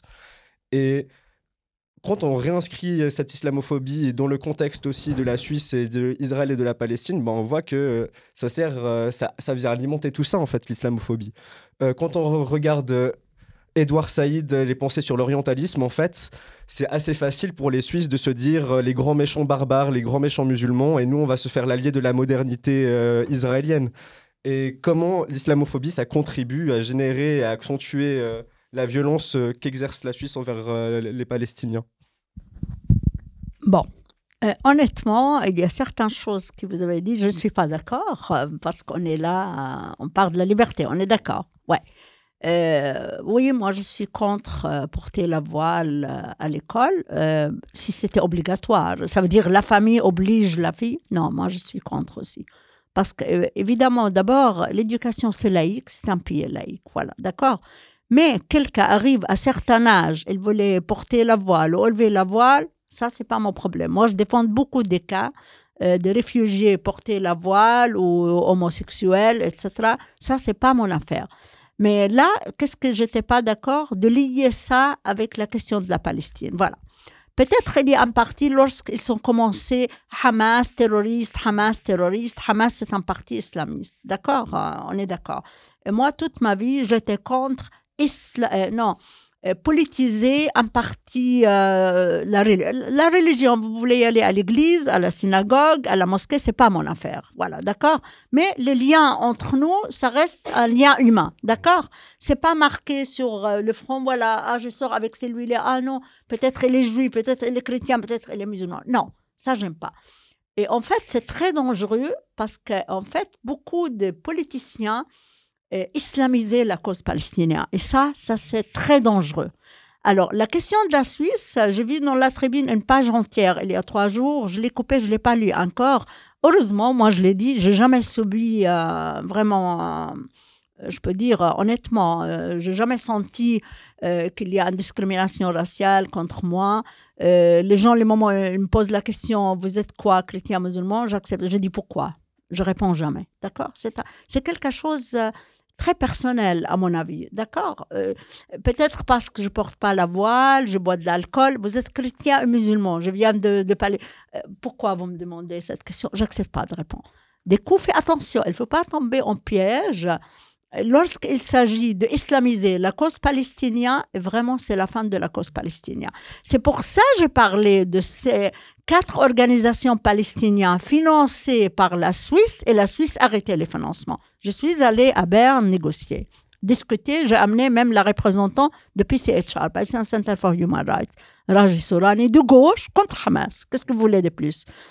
Et là, j'ai dit, écoutez, je comprends, vous ne voulez pas Hamas, c'était avant les débats si Hamas terroriste ou non, mais ça c'est des organisations 100% de gauche. Ça veut dire qu'ils sont de partis FPLP, Front Populaire, c'est des gens qui sont passés des années au prison, et finalement ils sont trouvés. La question de la résistance juridique, maintenant, c'est plus important, parce que ce n'est pas le moment, on n'a pas les moyens pour la résistance armée. Alors maintenant, la Suisse accuse ces organisations qui sont terroristes parce que les Israéliens, ils sont dit, ça c'est des organisations terroristes. Du coup, expliquez-moi, c'est qui les pas terroristes? Hamas terroriste parce que parti lié à l'islam, et les autres terroristes, ils sont liés à la gauche palestinienne. Dans ce cas-là, comment vous acceptez-vous les droits d'autodétermination du peuple? Il est accordé aux Palestiniens, selon les Nations Unies, toutes les conventions. Mais il est lié à la loi de la résistance. L'Algérie, comment elle était libérée après 130 ans? La Namibie, l'Afrique du Sud, ça veut dire, je ne vais pas donner beaucoup d'exemples, mais je dis, là, islamiser la cause palestinienne, ça c'est quelque chose de très grave. Au début des manifs, après le 7 octobre, plusieurs personnes, surtout algériens, ils sont venus, Allahu Akbar, je l'ai arrêté. J'ai dit, écoutez, je ne suis pas contre Allahu Akbar, j'ai un super voix, je peux même crier, mais pas ici. Maintenant, on est en train de faire un manif, on a des slogans entre le terrorisme israélien, mais ce n'est pas la question de Dieu. Vous pouvez aller crier à la mosquée, mais pas ici. Au début, certaines personnes m'ont critiqué, ils m'ont nommé comme je suis mécréante, ça m'est égal, mais après, ils sont venus, désolé Rania, maintenant on a compris l'essence de votre discours. Voilà, c'est pour ça la question d'islamiser la cause par rapport aux médias ou les autres, c'est en fait vraiment, ça tombe dans les mêmes langages des Israéliens. Voilà. En fait, moi, pour rebondir un peu sur ce que tu as dit, tu vois, moi, mon sujet, c'est pas la lutte palestinienne dans le sens où moi je suis pas palestinien et du coup j'oserais jamais avoir la prétention d'avoir ces débats-là, parce que pour moi c'est aux Palestiniens de mener eux-mêmes leurs débats pour comment ils mènent leur lutte. Mais moi ma question c'est depuis la Suisse où je suis. Et moi depuis la Suisse où je suis, quand je parle de racisme, c'est pas d'un point de vue moral, c'est pas d'un point de vue personnel entre individus. Quand je parle de racisme, c'est un racisme de la société. Quand on voit qu'en Suisse, il y a uniquement des individus noirs qui sont morts aux mains de la police, ça veut dire quelque chose de la négrophobie en Suisse. Quand on voit en Suisse que, par exemple, une députée verte à Genève qui n'a pas pu porter son voile alors qu'elle a été élue, pour moi, je trouve ça problématique. Et pour moi, la dimension de l'islamophobie, c'est pas pour rattacher l'islam à la Palestine que je la fais intervenir, mais c'est plutôt pour essayer de comprendre les travers de la Suisse qu'elle a et qu'elle a toujours eu. Je veux dire, la Suisse est un pays qui est structurellement, qui a une histoire de la xénophobie bien ancrée. Je veux dire, on a bien vu comment elle s'est comportée avec les Juifs pendant la Seconde Guerre mondiale, comment ensuite elle s'est comportée par la suite avec les vagues d'immigration italienne, albanaise, etc. Et moi, ma question, c'est comment on arrive à faire, comment cette islamophobie de l'État, elle permet en fait à avoir ces discours autant dévergondés. Parce que voilà, on a bien vu ce qui s'est passé en Ukraine, personne ne se serait autorisé, mais 1/10 de ce qu'ils ont dit pour justifier les actes d'Israël, pour justifier ce qu'a fait Poutine. Et ça, c'est permis par l'islamophobie. Donc je pense que si on n'a pas d'islamophobie pour cet aspect-là, on risque de perdre dans l'analyse. Je pense qu'il y a deux dynamiques différentes. Il y a la première, la Suisse. On est maintenant en Suisse. Je te suis quand tu dis la Suisse structurellement développe des politiques racistes depuis des décennies ou depuis quasiment sa fondation. Il y avait la question de surpopulation étrangère, Überfremdung, tous les exemples que tu as donnés. Et en fait, le racisme anti-musulman ou bien islamophobie est une constitution d'un racisme anti-arabe. Parce que quand on parle des Noirs, c'est pas, ils peuvent être musulmans, mais c'est pas ça la première cible. De même que les Kosovars, ce qui est mis en premier lieu, c'est pas la question de l'islam, c'est le fait qu'ils viennent des Balkans. Donc il y a une continuation entre un racisme anti-arabe historiquement qui s'est passé dans une forme d'islamophobie. C'est de dire on n'a pas un problème ethniquement parlant avec les Arabes, notre problème c'est la culture. C'est de dire qu'ils ne sont pas adaptés, ils et elles ne sont pas adaptés à la culture dite démocrate. Donc on n'est pas raciste, notre problème c'est la culture. S'ils changent de culture, c'est tout bon. Le problème, c'est que c'est pas vrai. Bien sûr, c'est pas vrai parce que déjà, on peut voir que dans la continuation d'un racisme anti-arabe, moi j'ai un ami, il s'appelle Djihad, il est chrétien. Mais je peux vous dire, quand il arrive, on lui dit pas, bon, tu vas à l'église avec moi, on va lui dire, bon, voilà, c'est la mosquée, etc. Et lui va subir Pas musulman, mais il va subir l'islamophobie. Ouais. Mon cousin, j'ai un cousin qui s'appelle Khalil. Moi, ça m'est arrivé à plusieurs reprises. Quand on était dans un groupe, on parle l'arabe, alors qu'on est tous de confession, en tout cas nés chrétiens, c'est peut-être, il y a des regards, etc. Mais ce n'est pas une question de moi. Donc, c'est de dire que tu as des politiques structurelles. Et ça, je suis d'accord avec toi. L'islamophobie, bon, sur l'école, on peut avoir le plus important pour moi, c'est l'éducation laïque. Et jamais la laïcité a interdit en soi d'exprimer sa religion. Donc on peut arriver voilé ou pas pour moi. La question n'est pas là. Et au contraire, on a pu voir qu'en France, déjà, c'est une mesure pas simplement islamophobe, c'est patriarcal. On décide. Donc la question, c'est de dire... Et c'est une réinterprétation de la laïcité comment elle était en Totalement. France. C'est pour ça qu'ils ont fait une nouvelle loi, la loi de 2004. Ils ne pouvaient pas s'appuyer sur... Donc moi, je suis contre cela.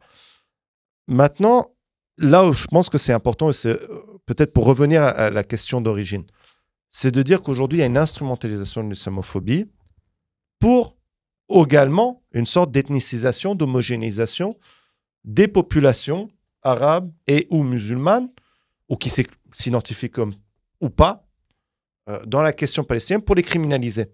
Le but, c'est la criminalisation du mouvement. C'est de dire...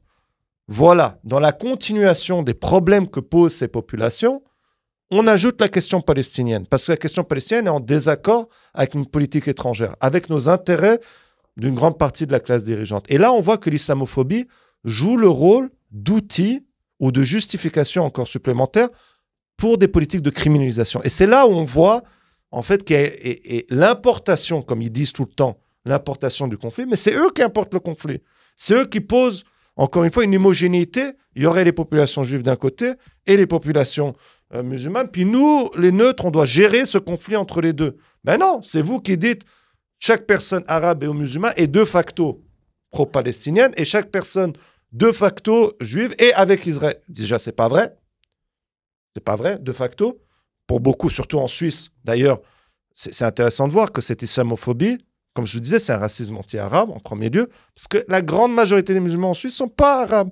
Mais toutes les affiches de l'UDC, quand ils parlent d'islamophobie, c'est un arabe ou une arabe. Ou un mouton noir. Ou un mouton noir. Mais bon, c'est pour dire que c'est... Voilà. Donc là, je pense que la première chose à dire, c'est que oui, il y a une politique très claire d'instrumentaliser la question palestinienne dans la question de dire c'est une chose supplémentaire pour justifier nos politiques islamophobes et criminaliser ce mouvement. Et de les montrer que ces personnes qui se mobilisent, en partie, pas majoritairement, mais en partie issues de populations arabes, sont dangereuses. Et la question palestinienne est un atout supplémentaire. Donc là, il y a une criminalisation. Deuxième chose, c'est ce qui se passe en Palestine, au Moyen-Orient plus généralement, et une critique qu'on peut avoir de partis politiques qui développent une politique particulière. Mais je pense que tu as dit aussi une chose par rapport à l'Ukraine. Le fait que les Palestiniens sont attaqués ont un droit de résistance historiquement reconnu par le droit international. Quel que soit le parti qui mène cette résistance, a un droit de résistance. Un droit, de facto. Moi, on défend le droit à la résistance, pas l'orientation politique de ce parti. Et de facto, et de dire aussi que le problème a commencé avec Hamas. Hamas aujourd'hui est comparé à Daesh. C'est faux. Ça n'a rien à voir. Mais il y a 20 ans auparavant, ils étaient comparés avec Al-Qaïda. Osama Ben Laden, dans la dite guerre contre le terrorisme. Et avant ça, quand on avait... Alors, s'ils disent que c'est la question de l'islam politique, terme que je ne suis pas fan, mais s'ils disent que c'est ça, l'OLP, qui était des démocrates, des laïcs et parfois même de gauche, était accusé d'être des nazis. Donc, on voit que ce n'est pas la question de l'identité politique du Hamas. Le problème principal, c'est dans le droit à la résistance. Donc ça, c'est une chose à dire, qu'il y a un droit fondamental, qui est le droit à la résistance. Lié au droit d'autodétermination. Totalement. Qu'elle est liée au droit à l'autodétermination des peuples. Donc ça, c'est la première chose à dire, le droit à la résistance. Après, bon, c'est connu d'ici. Moi, j'ai développé une critique politique des mouvements issus, je pense, d'une certaine forme d'intégrisme islamique, qui veulent développer un État sur lequel... ou des politiques économiques, des politiques sur un certain nombre de sujets que je suis opposé. Mais ils ont le droit d'avoir une existence politique. De la même manière que je suis contre ici les partis de droite conservateurs, tout un certain nombre de politiques, je développe cette politique là-bas. Étant originaire et parce que, bon, vu que je suis un international. Mais encore une fois, c'est une distinction à avoir entre droit d'autodétermination du peuple, quel que soit le parti à sa tête d'ailleurs, parce que c'est un droit fondamental. De même, on ne juge pas Zelensky sur le fait que c'est un libéral qui est avec des alliances problématiques. Et on défend le droit de la résistance. Donc, c'est la même chose à avoir comme concept. Donc, je pense qu'il faut... Les politiques en Suisse, et là, on a parlé, islamophobie, criminalisation et autres du mouvement, et des jeunes issus de deuxième, troisième, ou quelle que soit la génération, d'ailleurs, de tenter de les criminaliser, et les politiques là-bas. Alors, je vais juste ajouter, si vous me permettez, de ce qu'elle a dit, M. Daher. D'abord, j'aimerais bien juste vous rappeler, lorsque Hamas il était élu en Palestine, ils ont gagné les élections en 2006. Alors, moi, j'étais étonnée, comme la première fois je rentrais chez ma famille après 39 ans, où il habite ma famille, il y a la communauté arménienne. Ils m'ont dit, on a la première fois voté. J'ai dit, en faveur de qui? Ils m'ont dit, Hamas. Mais comment? Vous êtes chrétien? Ils m'ont dit, l'autorité palestinienne corrompue, dans ce cas-là, ça c'est des gens honnêtes, etc. On a voté. On s'en fiche complètement, comme il a dit M. Daher, on s'en fiche, musulmans, chrétiens, etc. Et en fait, il y a 2 semaines, je parlais avec une figure palestinienne de gauche qui a détourné les avions dans les années 70. Il m'a dit, je te téléphone plus tard, je vais y aller présenter mes condoléances à quelqu'un qui a perdu sa famille à Gaza. Je dis, ah, les pauvres. Il m'a dit, non, c'était un camarade à nous, avec les... Ouais, mais nous, on ne dit rien. Ça veut dire qu'il y a plein de partis impliqués, bon, de nombre pas assez important, avec, ça veut dire avec le Hamas à Gaza. Juste, je vais ajouter un petit truc et j'arrête de parler. Et en fait, l'article pour le droit le droit de la résistance, peuple, c'est occupation ou colonisation, il a le droit d'utiliser tous les moyens pour débarrasser ça veut dire pour en finir avec l'occupation, même s'il était obligé d'utiliser les armes. Ça, c'est pas moi. Vous pouvez le trouver, l'article, c'est en anglais. Voilà.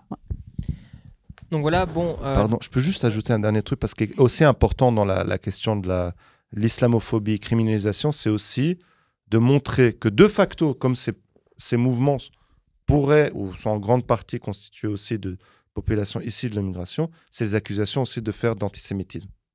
Parce que vu que les Arabes et musulmans sont de facto apparemment plus antisémites que les autres, comme ils sont plus patriarcaux que les autres et tout ça, ce sont bien sûr des mensonges, hein, c'est de l'ironie, hein, mais qui sont utilisés pour criminaliser ces populations, le fait aussi, dans ce contexte d'islamophobie, de les portrayer, de les décrire comme simplement issus de ces populations, c'est aussi une manière de justifier les accusations d'antisémitisme. Et d'ailleurs, j'invite tous les gens qui nous regardent, s'ils veulent creuser cette question, à aller voir notre vidéo sur l'antisémitisme et ses instrumentalisations, où on a invité Ouria Boutelja et Maxime Benatouille pour en parler spécifiquement.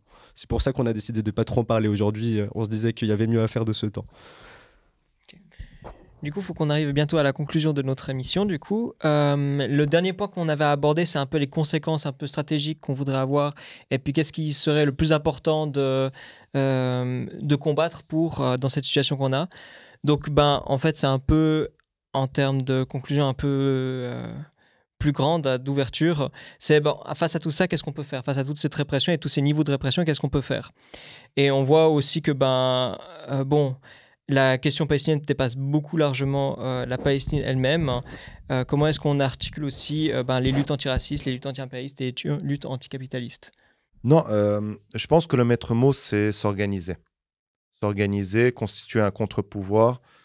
Et je pense que c'est important de voir la Palestine, tu l'as dit, et puis on a mentionné les deux, Rania et moi, c'est que la Palestine aujourd'hui dépasse, même pas simplement le cadre palestinien, le cadre régional, mais c'est un cadre international, dans lequel il y a un renforcement des politiques de répression en utilisant la question palestinienne et pour réprimer les alternatives qui peuvent se développer à gauche. Dans ce cadre-là, de s'organiser, je pense à un maître mot aussi et de le répandre, c'est le mouvement boycott des investissements sanctions qui s'inspire de l'histoire de la lutte contre l'apartheid en Afrique du Sud et qui est le mouvement, entre guillemets, qui a rassemblé le plus d'acteurs palestiniens, de la société civile. Et quand je dis société civile, ce n'est pas simplement les ONG, acteurs politiques, sociaux, féministes, syndicats, etc. Et le mouvement boycott des investissements sanctions, en plus de remettre tous les droits des Palestiniens, c'est-à-dire pas simplement la question de l'occupation, qui est bien sûr importante, la fin de la colonisation, mais le droit au retour et l'égalité pour les Palestiniens et Palestiniennes de 1948, nous donne des outils. Mais comme disait ma camarade Monira Hamoun du BDS en France, il ne s'agit pas simplement d'un boycott personnel, individuel, mais dans une démarche collective. Une démarche collective, ce n'est pas une question encore une fois de morale, et de rendre inacceptable et anormal toute forme de collaboration, qu'elle soit économique, politique, militaire, institutionnelle, avec l'État d'Israël. Il faut le faire, en fait, rendre à César ce qui est à César. C'est un État paria. C'est un État qui a des politiques terroristes. Terroristes dans le sens de massacrer de larges nombres de personnes. C'est pour ça qu'on parle de génocide, comme on l'a dit.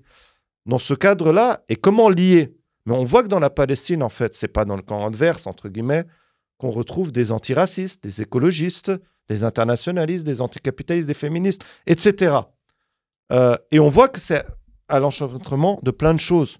La question écologique, la Palestine, la question du pétrole au Moyen-Orient, le rôle que l'État d'Israël joue dans la consolidation de l'impérialisme américain. On voit aussi qu'il y a des liens dans la question féministe. Par exemple, comment une partie des féministes utilise l'islamophobie pour s'attaquer plutôt aux hommes musulmans, et en partie aux femmes musulmanes, pour justifier leur politique nationaliste. On voit la même chose de l'État d'Israël. On va libérer les femmes. Mais il n'y a personne qui vous a rien demandé, vous les tuez, les femmes. Donc ça, c'est une autre chose. Et les droits des femmes ne sont pas du tout assurés à cause de l'occupation, la colonisation et l'apartheid et la guerre génocidaire. La question antiraciste, on en a parlé. Ce n'est pas une surprise que l'UDC, le Front National, Trump soient tellement en soutien. Pas que les autres soient bien, hein. Les Biden et les autres sont aussi dans cette dynamique raciste. Mais voilà, on voit, et on a parlé d'islamophobie, les liens à faire, comment c'est exprimé en Europe. Donc, le maître mot, je pense, c'est s'organiser. Construire un contre-pouvoir par en bas, constituer cette société civile, mais dans un terme, entre guillemets, gramscien. C'est-à-dire que partout, la Palestine doit être parlée, dans les syndicats, les organisations féministes, etc. Parce qu'aujourd'hui, c'est la base pour reconstruire un mouvement alternatif de gauche, progressiste, internationaliste, mais qui prend en considération toutes ces questions. Donc voilà, c'est BDS, organisation, et continuer la lutte. Alors, moi, j'étais honorée d'être parmi les gens qui signaient la charte de BDS à Bilbao. Et j'étais contente parce qu'il y avait avec moi aussi des Israéliens qui venaient de l'intérieur, la génération qui sont nés là-bas, ouais. Et vraiment, pourquoi je dis ça? Parce que ça veut dire qu'on doit travailler ensemble. Et là, la semaine passée, j'ai vu un film, je vous conseille de le chercher, il s'appelle Israélisme. Il parle de la communauté juive aux États-Unis, comment ils étaient manipulés, ils ont fait le service militaire, etc. Et après, tout à coup, ils sont réveillés. Ça m'a donné l'espoir. J'étais en dépression énorme. Ça m'a donné l'espoir parce que je croyais toujours qu'on doit travailler ensemble. Le moment où il y a ces communautés israélites ou juifs à l'extérieur qui refusent que cet État fasciste parle au nom des juifs du monde, là, ça va changer les choses. Parce que notre problème, ce n'est pas avec les juifs. Notre problème avec un système, avec un État colonial, fasciste. Voilà. C'est pas parce que maintenant il y a Netanyahou. Non, désolé. À l'époque où il y avait le gouvernement de gauche, ils sont grimpés la terre mètre par mètre. Ils sont vraiment confisqués plus de terre qu'à l'époque où il y a un gouvernement de droite. Parce que l'objectif, c'est le même. Gauche ou droite, l'objectif c'est le même, mais chacun il fait à sa façon. Voilà. Et toujours je dis, le moment où j'ai lobbyé les Européens, ils disent oui, mais malheureusement, Nathan, je dis, excusez-moi, c'est la démocratie, il était élu par son peuple. C'est vous que vous m'avez dit, le seul pays démocratique dans la région. Alors voilà, Netanyahou élu par son peuple. Dans ce cas-là, le peuple, il ne s'intéresse pas d'avoir la paix avec son voisin. Et plein de juifs, parmi ces gens qui étaient avec moi à Bilbao, il est parti à Bruxelles avec sa femme et ses enfants. Et qu'est-ce qu'il m'a dit l'autre jour? Il m'a demandé un conseil parce qu'il voulait abandonner sa nationalité israélienne. J'ai dit, depuis quand tu es à Bruxelles? Il m'a dit 3 ans. J'ai dit, mais attends d'obtenir la nationalité. Elle m'a dit, non, Rania, c'est symbolique. J'aimerais bien renoncer à ma nationalité israélienne, moi et mes enfants. Je deviens réfugié. Et après, j'obtiens la nationalité ou pas, ce n'est pas mon affaire. Avec ce type de gens, oui, on peut changer les choses. Je crois, je pourrais mettre ma main avec une autre personne qui croit à la justice. Mais ça veut dire, paix sans justice, c'est nul. C'est comme l'accord de la paix. C'est comme l'initiative de Genève. Alors voilà pourquoi il n'a pas réussi l'initiative de Genève. Moi, j'ai fait un débat avec Madame Machine Calmeri à l'Université de Genève. On était invités par Amnesty. Et là, le moment où il a dit ça, je l'ai embrassé. J'ai dit maintenant, parce que j'étais parmi les gens manifestés devant la salle où il y avait la conférence. Et la police, elle est venue. Et heureusement, je suis partie sans carte d'identité. Ça veut dire que j'ai refusé de donner aucune information. J'ai dit, je viens de la France, etc. C'est pour ça que j'ai dit... je crois encore on peut travailler ensemble. Sinon, on ne peut pas changer la réalité parce que la région, c'est un bout de terrain, c'est pas assez grand. Soit j'accepte l'existence de l'autre, mais l'autre, il doit accepter aussi mon existence. Si il me donne le même droit, ça veut dire si on vit sur la même terre, on partage tout, etc. Oui. Et moi, parce qu'au bout de moment, je dis, je ne crois plus, j'étais tellement conne de marcher avec ce projet insolite, laïque et démocratique. Voilà, et on a fait venir des personnalités extraordinaires, politiques, palestiniens, israéliens, et au bout de moment, je dis, je ne crois plus à ça, c'était tellement bête, mais franchement, le moment où je pense pour trouver vraiment la paix juste, surtout moi, je vis à l'étranger, c'est ma famille qui vit là-bas. C'est la seule chose de travailler ensemble. Et je crois, nous, à l'étranger, on peut aider. Je dis non, pas seulement nous comme peuple, mais les États aussi, pourraient forcer Israël. Et notre lobby, notre contact, les contacts avec les parlementaires, etc., tant que nous, on a le droit de vote, on doit quand même discuter avec les représentants. Moi, hier, j'ai assisté à un débat 3 heures à l'Ombra avec tous les représentants suisses. Pourquoi ? J'avais peur, le journaliste pose la question, parce que c'était par rapport, en fait, les blocages de pont de Mont-Blanc pendant les manifs. J'avais peur qu'il prononce les mots, et les journalistes insistaient, vous pouvez les voir, au Léma Bleu, insistaient, pourquoi, mais heureusement, aucun représentant, même la gauche, même la droite, ils se sont dit oui à cause des manifs par rapport à la guerre au Moyen-Orient. Ils se sont dit notre ville, il y a des manifs nationales et internationales. Ça m'a soulagée parce que j'avais peur, si ça arrive ça, vous pouvez imaginer, il y avait des gens venus exprès dans la salle pour faire des bruits, pour déranger. Voilà. Et juste peut-être, est-ce que vous avez quelques éclairages ou peut-être quelques idées sur quelle stratégie pourrait adopter la Suisse dans tout ce contexte, non seulement pour soutenir la Palestine, mais aussi dans ce qui est en train de se passer actuellement dans le bloc européen, à savoir que l'Union européenne et la Suisse, même ces dernières années, attendaient à essayer de se rapprocher de l'OTAN dans son système de défense, dans son système stratégique. Et aujourd'hui, on voit bien avec Trump que la stratégie européenne de se reposer sur les États-Unis pour leur propre sécurité, elle était vraiment obsolète. Et on voit cette tension et peut-être cette désagrégation du bloc Europe-États-Unis. Et comment la Suisse peut s'en sortir dans cette histoire? Quel rôle elle a peut-être à jouer là-dedans, étant donné que aussi les institutions internationales sont chez nous? Bon, moi, je dis juste une phrase. Le moment où j'ai vu 2 dames qui représentent la Suède et la Finlande, qui étaient très contentes de joindre le NATO, je dis, voilà, pourquoi pas la Suisse. Ça veut dire, malheureusement, moi, je m'inquiète. Honnêtement, je m'inquiète pour ça. Mais comme j'ai vu 2 pays complètement loin, on n'a jamais pensé, la Suède et la Finlande, ils vont joindre le NATO, et c'était 2 dames. Vous pouvez imaginer qu'on pense, les dames, elles sont moins fascistes que les hommes. Non, je m'excuse, je suis une femme, et je le dis clairement. Ouais, c'est vrai, c'est ça l'inquiétude. C'est pour ça que j'ai dit, c'est à votre génération. Évidemment, nous, on doit faire passer l'expérience, comme ça, vous ne perdez pas le temps comme nous. Et parce que c'est comme ça, on peut arrêter tout ça. Parce que ça, c'est très, très grave pour les générations qui viennent. Je pense que c'est un véritable défi de manière générale. Voilà, pour nous, je parle à notre niveau, pas en bas, quelle politique étrangère vouloir essayer de promouvoir. Et c'est bien sûr refuser la logique des blocs, entre guillemets, impérialistes. C'est-à-dire bien sûr, s'opposer à l'OTAN, demander d'ailleurs son démantèlement, sa destruction, comme ça aurait dû être le cas normalement officiellement. Son objectif initial, c'est la lutte contre l'Union soviétique. Bon, du moment que cette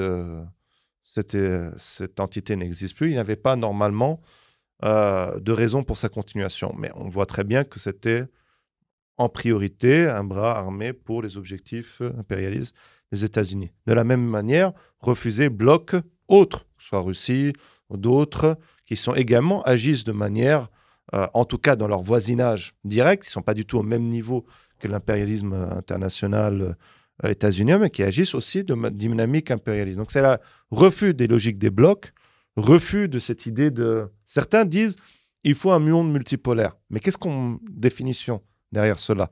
Si c'est un monde donc, où on dit il faut plus de partage entre les grandes puissances, mais nous, on sera toujours laissés pour compte. Si c'est un monde multipolaire basé sur les intérêts des classes populaires au niveau international, mondial, moi, je serais plus là-dedans. D'une réforme qui se base aussi sur les intérêts, par exemple, basée aussi pas simplement sur la question des États, mais syndicats des travailleurs, travailleuses, associations paysannes, différents secteurs de la société, mais une représentation par en bas. Parce que si on reste uniquement dans une analyse géopolitique et qu'on essaie de trouver une solution par rapport à là, je pense qu'on arrive à un dead end, aucun débouché dans cette perspective-là.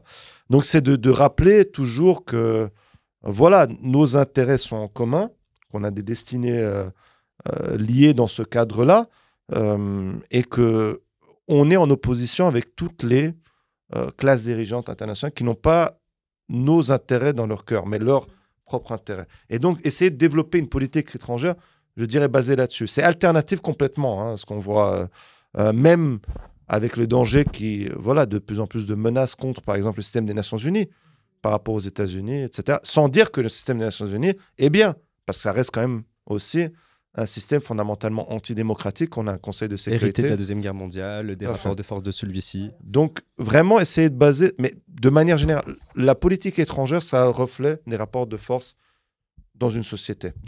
Et donc, c'est développer, c'est un peu en continuation de la question de Garance, c'est constituer un contre-pouvoir, une alternative. Peut-être un dernier mot pour encore ajouter un exemple qui confirme tes dires que la politique extérieure, c'est un reflet de la politique intérieure. Quand tu dis que l'OTAN a été construite contre le bloc soviétique, contre la Suisse, elle a commencé ses histoires d'espionnage en 1970 avec Israël. C'était précisément à cause du rapprochement entre les pays arabes et les pays communistes qui se sont dit il y a un intérêt à jouer avec Israël. Donc comme quoi... c'est vrai, ces logiques de bloc, elles sont aussi à l'intérieur de notre pays et c'est à nous de mener la lutte pour les rendre minoritaires. Merci à vous deux d'être venus. Merci.